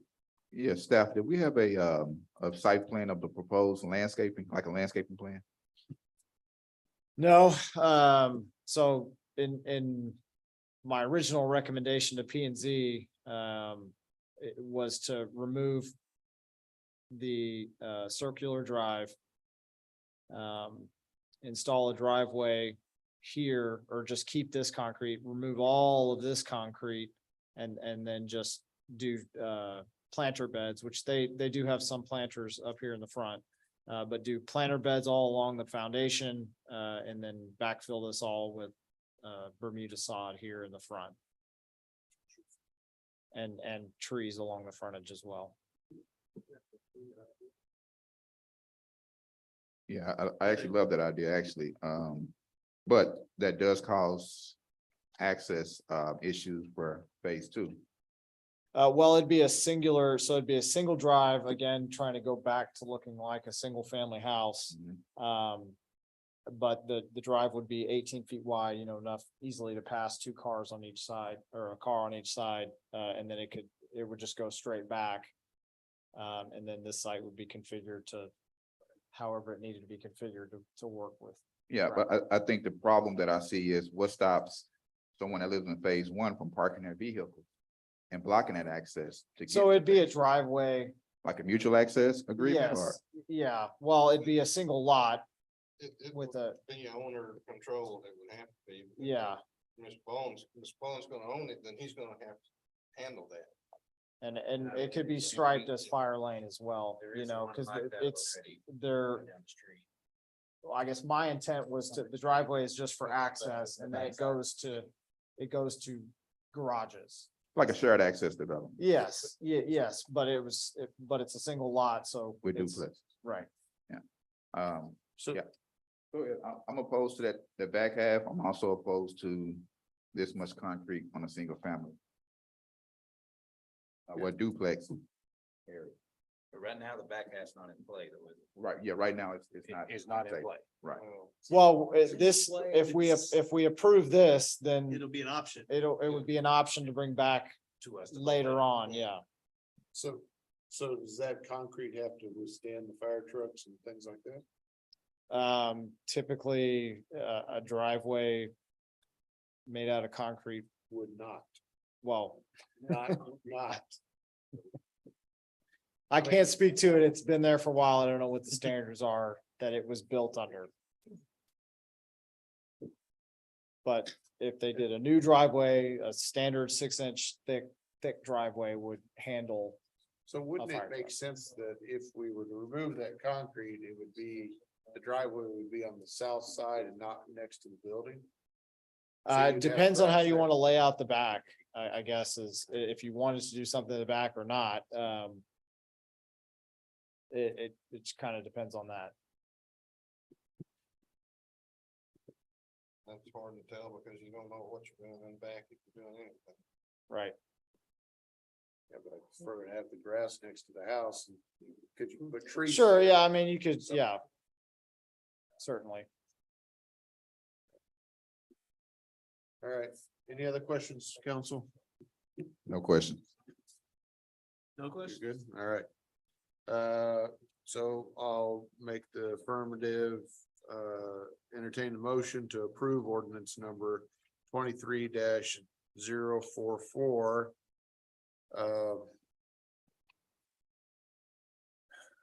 And I too would like to, can I modify it? Yeah, you can. make- Propose, yeah, whatever Yeah, you you want. can make a motion with. Yeah, with what I was answering him. Councilman Franklin advised, the removal of that concrete to a single, well, I think you said I don't like it sitting on the property line, but can't do anything for that. I don't like the curb thing out front and I don't like all the concrete along the side. So I think more grass with trees and stuff like that, but so that's what I am. So before you propose it, let's talk about it. a little bit. I mean, I kind of want the building to be owned and redesigned and turned into something useful. I mean, and sounds like there's a good plan here, whether that is what ends up being done or not. I don't really have an issue with it being a duplex. I don't even know if I have an issue with another duplex being on it. There's plenty of examples not too far from here that have that. We don't normally have a yard full of concrete on a residential lot though. I mean, that's really I don't even mind the front. I mean, that's something maybe unique to that one. That's not a problem to me either, I don't think, but it's all the concrete in like a yard full of concrete doesn't seem like that's very normal to approve for a residential. I agree. So. But I don't know, I mean, I don't want to just say get rid of all the concrete because you might need some, or you might could use some, Driveway go at the back. Yeah. So. I don't know what that looks like from an ordinance standpoint. It sounds like other people have other nitpicks they think would be useful here, but I think the concrete is a fairly big one. Can I just run and grab y'all the other markup that I'd shown? I'll be right back. Sorry. So grab that, can I make one more comment? Sure. Okay. So the way it looks today, guys, and the way it's looked for, and I know I'm trying to do something dynamic here. But, you know, that concrete has been there forever. And Yeah, that it's part of it concrete, for a church, yeah. and if we don't do this, that concrete's gonna be there tomorrow, it's gonna be there the next day, it's gonna be there the next day. It's gonna be there the next day. It's gonna But it won't be there for houses the there. Next 5 years. They want people who live there. So I understand you're that's trying to maximize your profit. That's why I want to have the conversation with you and kind of help you understand the whole full story of this. Sure. So I didn't originally look at this product with the intention of building a duplex. Okay, I've been approached by a business that teaches people how to play music and helps the local schools. And they're looking for a location so that we could have this city name School of Music. I'm not gonna speak on their behalf. I don't own it. I'm not part of it, but we've had discussions. This would be perfect. It's a community service type service, right? You have all the high school and middle school band students can come here, and instead of going to a shopping center on a 4-lane Ovilla Road, they have a nice facility. I went to DRC and got shot down big time. Got shot down on every idea I brought to the table. I brought 3 or 4 ideas. Development. And I got shot down on every single idea that I was brought to the table with. And I've been told, why are you trying to put a square peg into a round hole? That's what I was told. Like I do it all the time. This is the first time I've tried to do it, if you want to call it that. Have you ever thought that maybe there's something wrong with the round hole if it sat vacant for 10 years? Quit trying to put a square peg into a round hole. Change the round hole to a square hole. Let's work together. Let's make this whole historic building cool this year and next year. Otherwise, it's going to sit there. Churches don't want it. You can't put a whole bunch of people in a 2,600 square foot building. They can't worship in there, not at today's standards. This isn't 1895 where people ride their horse down and have 3 people at church. So I wanted to make it a church as well. As you know, I own the building in downtown and it's leased to a church, and you guys helped me get that going. Thank you. I asked the church to come here. They went with me twice and looked at the building and said, it just doesn't meet our needs. It has the perfect parking, but it just doesn't meet our needs right now because the building they have is too nice. You look at those 3D renderings that I paid for. I hired architects to do all this work. There's even a video where a helicopter flies around the whole building and you can watch it in 3D. We didn't have time for that. But apparently we're gonna be here till midnight, but I mean, look at the sketches. This is gonna change the street. Everybody's gonna say, you know what, that old dilapidated building now looks like this, and it looks great. And if someone's opposed to a duplex, come talk to me. This is gonna be nicer than most of the houses in Red Oak. It's gonna have quartz countertops. It's gonna have soft close cabinets. It's gonna be a very nice product, energy efficient, nice finishes, wood floors, new lighting, LED. It's not gonna be what you saw down on Summit Street, 2 streets down with a pile of trash sitting in the front yard. And my company manages the properties. We don't just ship it off to somebody and pray that it all works out. We're there every day. I was there last weekend fixing a toilet at one of the buildings myself. We're a self-managed small developer. We're asking for your support. We understand your concern about the concrete, but we don't want to address the concrete until phase 2 comes into fruition.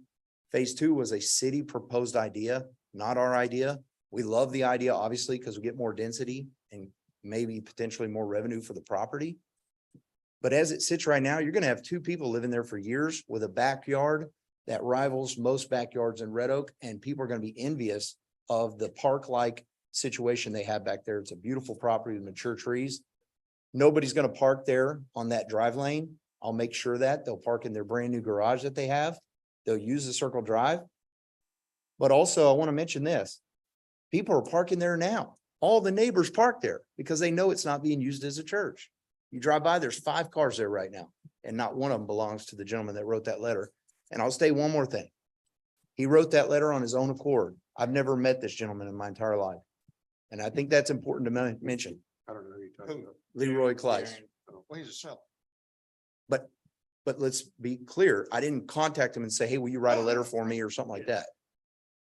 Maybe the seller is eager to sell, but maybe he's also telling the truth in his letter that he wrote. So that's all I'm going to say about it. But please do not change anything on this project if you don't agree with the plan that we have right now in front of us, because I don't own this property. I have it under contract. And I don't have the authority to change the zoning. And then this gentleman that owns it calls me 2 weeks from now and figures it out and goes, hey, man, you changed the zoning on my property. That's not my intention. Okay, but. So you that's want it fine. as is or not at all? Is I that want it as basically, we agreed at the end. that's what I'm saying, as it's Yeah. shown on here. If there's some small little wiggle room thing that we need to talk about, sure, I'll talk about it. But if it's a major monumental item, I can't change what we have. This is the best we can do. Is having less concrete a monumental item? Because I think that's. It's a big deal because you tear it out. I'm sure it is. And it costs money and also. You know, we already gave in $100,000 concession with that four-car garage. Understood. I mean, that's on top of a full renovation of a historic building. A four-car garage costs $100,000? Yes, sir. Yes, sir. With lighting, garage door openers, garage doors, sheet rock, studs, roofing. We have to tie it to the existing structure and it's got to have a 1-hour firewall down the middle. Concrete, everything. It does cost $100,000. So Ben, what are you showing us here? Okay, so sorry, this was kind of going to Willie's point.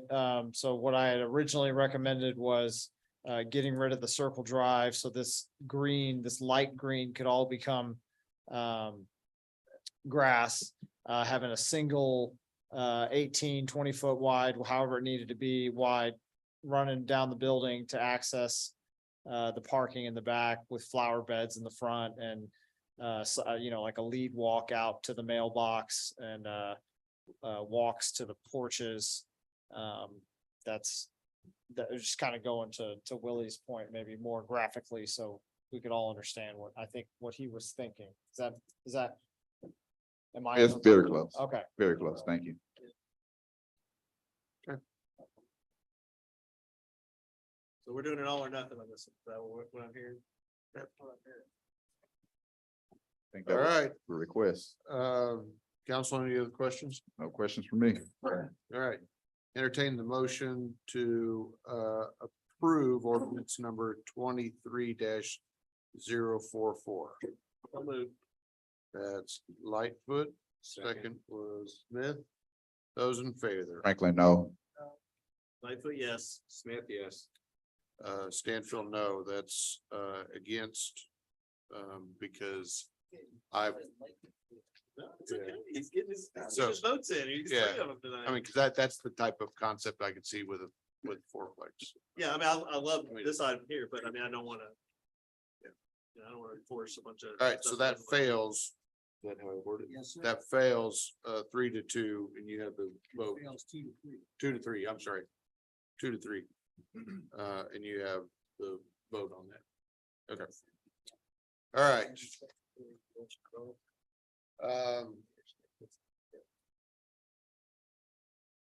Board appointments. So we accept I entertain a motion to accept the resignation of James.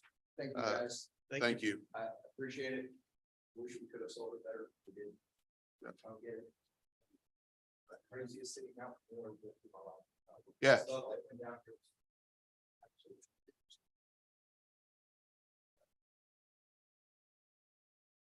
Bring some other things back to us and we'll make sure it's made into. All right, so let's see, we'll go to, I'll entertain the motion to accept James, McLean's, resignation. Entertain that motion to accept it. That is off the P and Z commission, and that was Goodwin and Smith. All right, those in favor? Franklin, aye. Aye. Smith, aye. All right, that's 4-0, and it's been a while since he had attended some P and Z meetings, so. Chiefs. Good evening, Mayor and Council. Just want to, I know it's been a long night. I just want to bring to our attention, obviously today is September 11th. And 22 years ago, a lot of things changed. A lot of things changed for this country. In an hour and 42 minutes, we had the following things take place. 8:46 a.m. the North Tower was struck. At 9:03 the South Tower was struck. At 9:37 the Pentagon was struck. At 9:59 the South Tower collapsed. At 10:07 Flight 93 crashed in Pennsylvania. And at 10:28 the North Towers collapsed.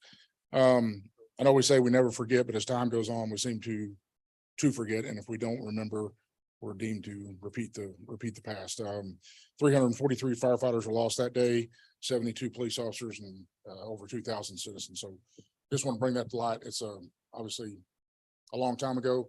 There are some people in the fire and police service today that obviously weren't alive back then. So that's kind of amazing. I think everyone in this room can probably remember what they were doing and where they were at 22 years ago today. So I just want to bring that to light. On a positive note, we had our push-in ceremony last Wednesday. We had an outstanding number of citizens and city staff, and Councilman Goodwin showed up. Appreciate it. I know others, I get it. I'm not dogging you for not making it. I appreciate all the support. I was overwhelmed with the number of people that we had show up and help us push the apparatus in. So I just want to say thank you for that. All right, Chief.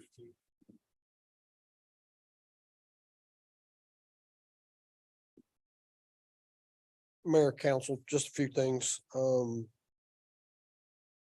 We now have 4 vacancies in the police department that we're still trying to fill. We have some applicants that are in the process. We hope to be able to expedite some of that hiring within the next couple of weeks.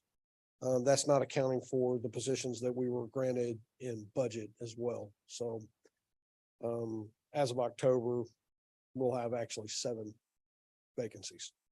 But right now we have 4. I also spoke with city management about the council approved in the budget for a part-time or full-time kennel attendant. I asked to have the nomenclature of that changed to a full-time animal control officer, which would make 3 full-time positions in animal control.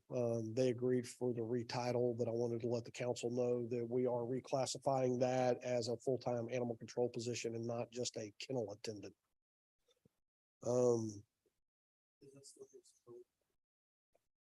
So in speaking with the current animal control officers, they preferred to actually have an additional full-time position to help with maintenance and care of the facility during the week and on the weekends and during holidays.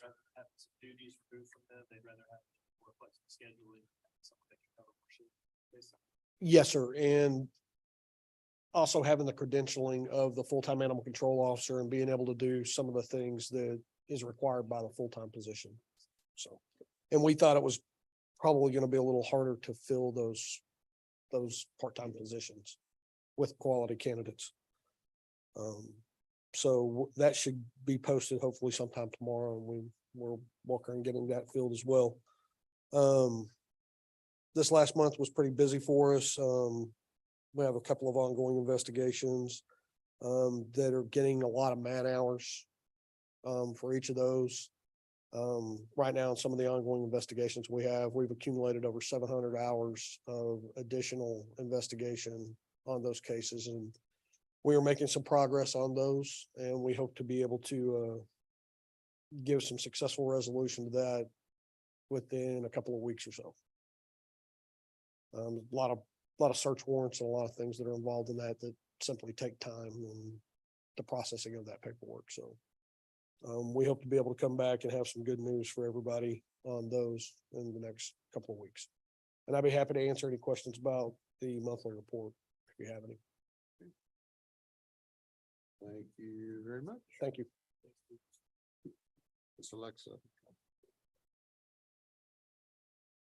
Good evening, Mayor and Council. I'd first like to extend my thanks to those who attended, as well as those who helped plan and coordinate the building dedication ceremony.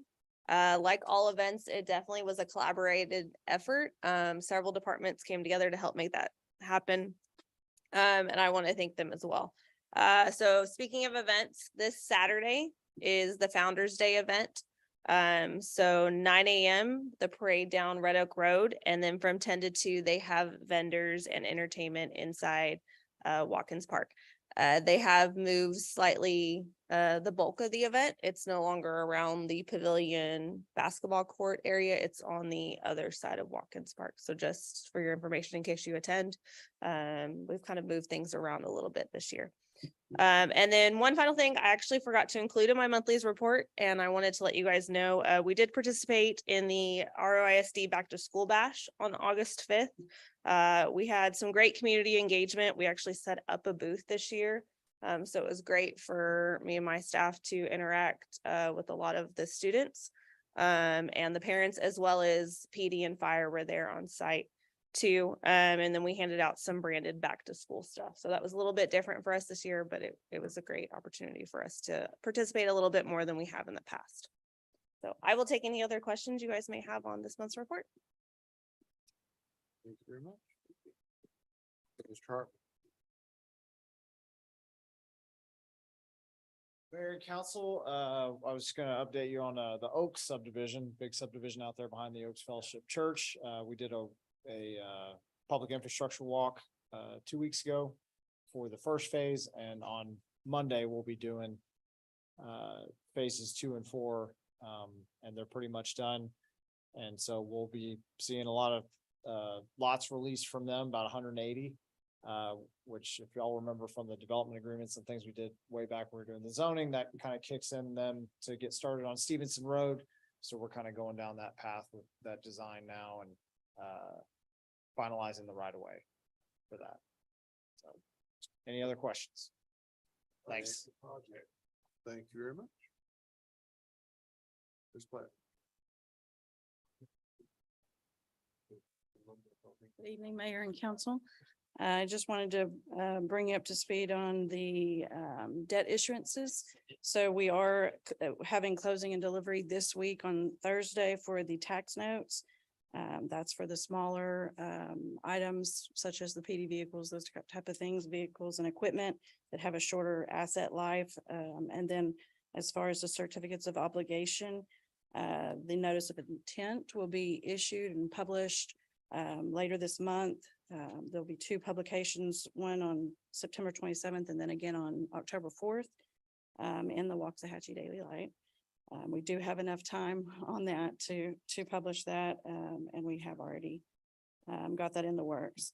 And then we will be bringing those COs back to council for final approval at the November meeting. That's all I have. If I can answer any questions you may have. Tell me what the interest rate is on Texas short-term asset reserve fund. I can tell you what it was at the close of. Just to get it to me, you know. No, I have it as of the close of the month. That one was 5.2974. That's good. Oh, that's much. How does he make the check out? God, somebody. That's good. That's good.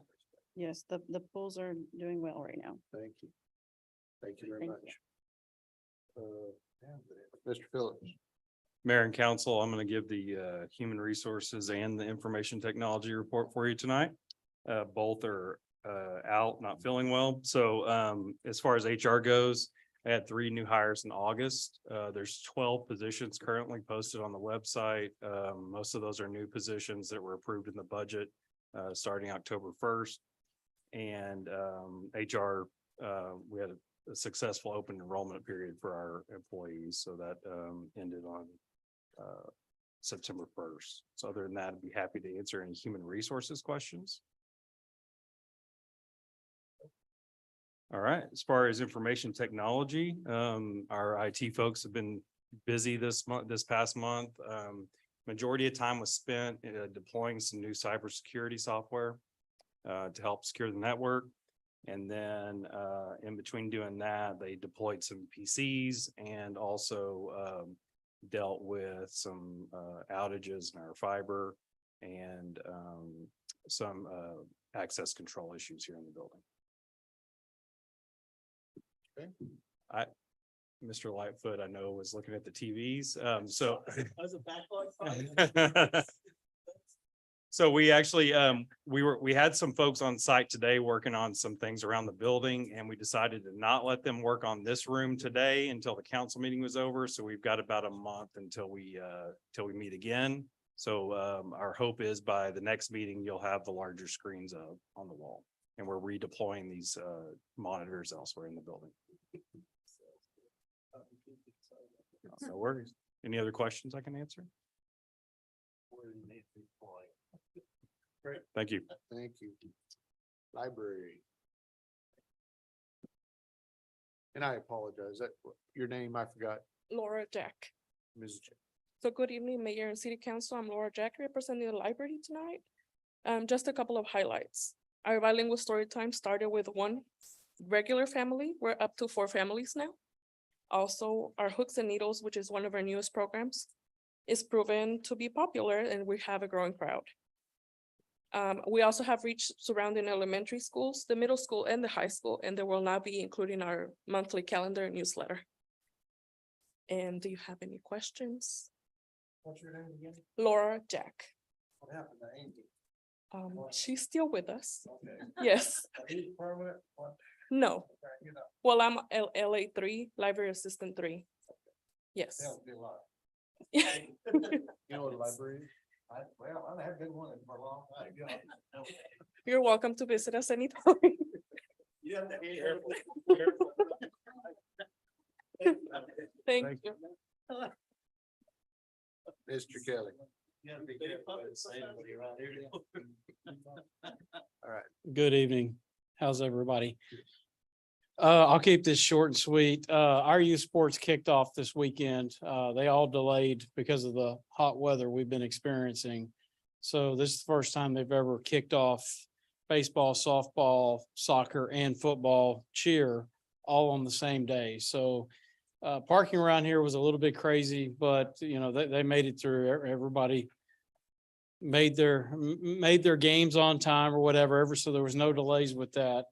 The one thing that I did want to bring up about our youth sports is an issue that's come up with soccer. I'm gonna visit with the Parks Board this month, and then an issue came up. Matter of fact, it was Friday when this came up. They've got in the spring, they're gonna have 2 19-year-olds playing in the youth sports groups. And we don't have a definition of youth sports. The IRS does, the comptroller's office does, and a lot of cities do, but we don't have that. And so typically, like in past experience where I've come from, at 18 was the cutoff.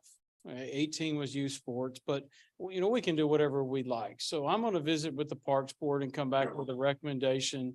I would like to visit with y'all next month about coming up with some sort of a policy that we abide by. Just say, you know, hey, if they're 19-year-old, they're 19-year-old, that's fine. If they're 18, then that's what we're going to abide by. So I just wanted to bring that up because as little as that is, that could be something very important to, you know, maybe there's 1 or 2 kids that are playing a little bit late or whatever, and they might miss out on an opportunity to miss typically would be a spring opportunity for a sport. So that, I'll just give you a heads I up. believe on the that. sports, because I did that. I was 19 playing, because they do 19 and under. The state of Texas though allows it. Correct, that's that UIL. Yeah. UIL does, but according to the comptroller and the IRS, they jeopardize their nonprofit and their like their 501c3 But the status. state of Texas allows them to play in that age group. Correct, only under UIL.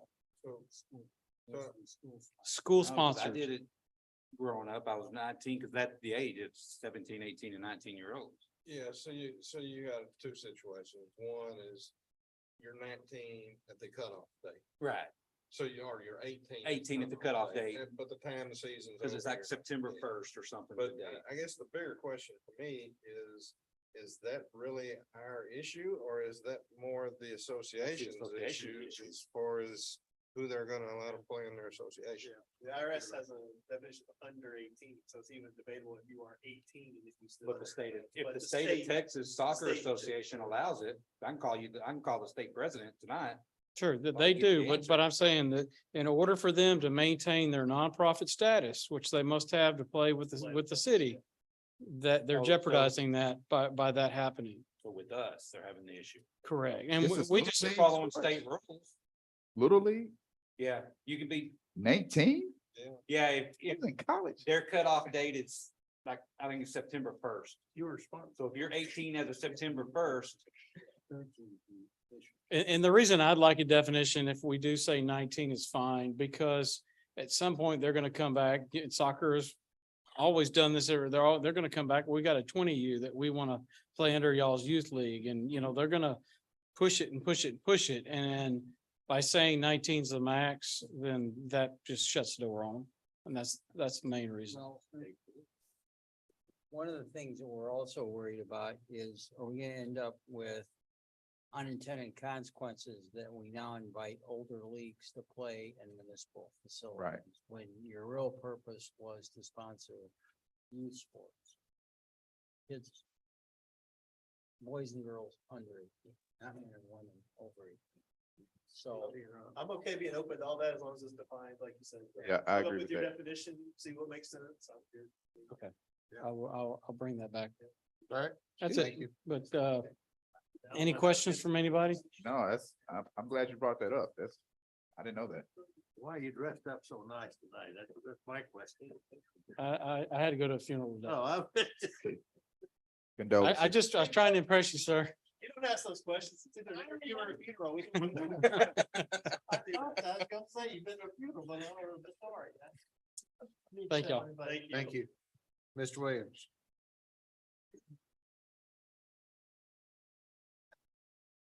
Good evening, Mayor Council. We'll keep this really quick here. So streets, the contractors completed Pebble Creek and Ranch Road. And the county has started College Street this week. So Fox Hollow Gravity Main Project, sewer project is complete. The TxDOT utility relocates are still on schedule, expected to complete the end of October. And the 1.5 million gallon ground storage tank is fully constructed, tank itself, so contractors working on the pipe array. In the building, pumps, things like that, preparing for that, and chlorine and injection. And that's about it, unless council has questions. new road you got in are real nice, really rugged over here.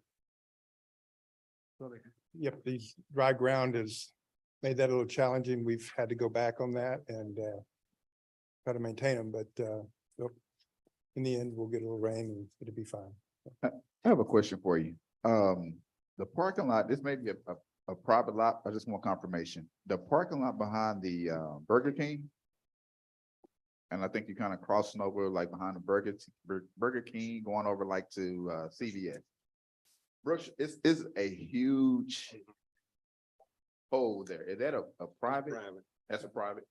Is there any way we can reach out to that owner? Cause it's really bad.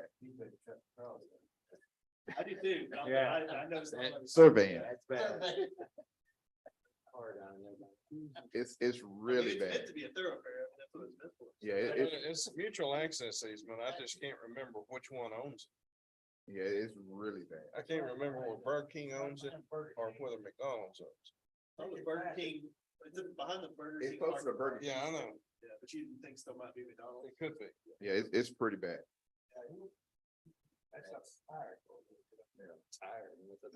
Well, thank you very much. Oh, and then, how do we make sure that people are realizing the new striping out there, out here in front with a stop sign? Can we put a flasher there? I think there was a sign. I know, There's there's a, put a flasher because there's still just. No, I mean, there's the electronic sign that says traffic has changed. And then we had the We have a, flags up on the stop sign for a new stop sign. yeah. Do we have a little construction flasher sign? The little round things that used to be on the. highway? Do we have any No, of sir, those? we actually don't have any. Those Oh. are kind of antiquated, but We can get you out there with the best. Yeah. we still have a little more to do. We're gonna continue the double yellow striping north on Live Oak, so that will Hopefully. help. Yeah, it's still confusing. Help. 'cause it But just there goes is- like- Okay, Yeah. all right. Well, it There's looks still- good. Whatever y'all done so far, it looks good. But they're running it. They're not stopping, so. All right, thank you. Thank you. All right. Okay, the time is 10:58 and we will go into executive session pursuant to Texas Government Code Section 551.071, 551.087, 551.072.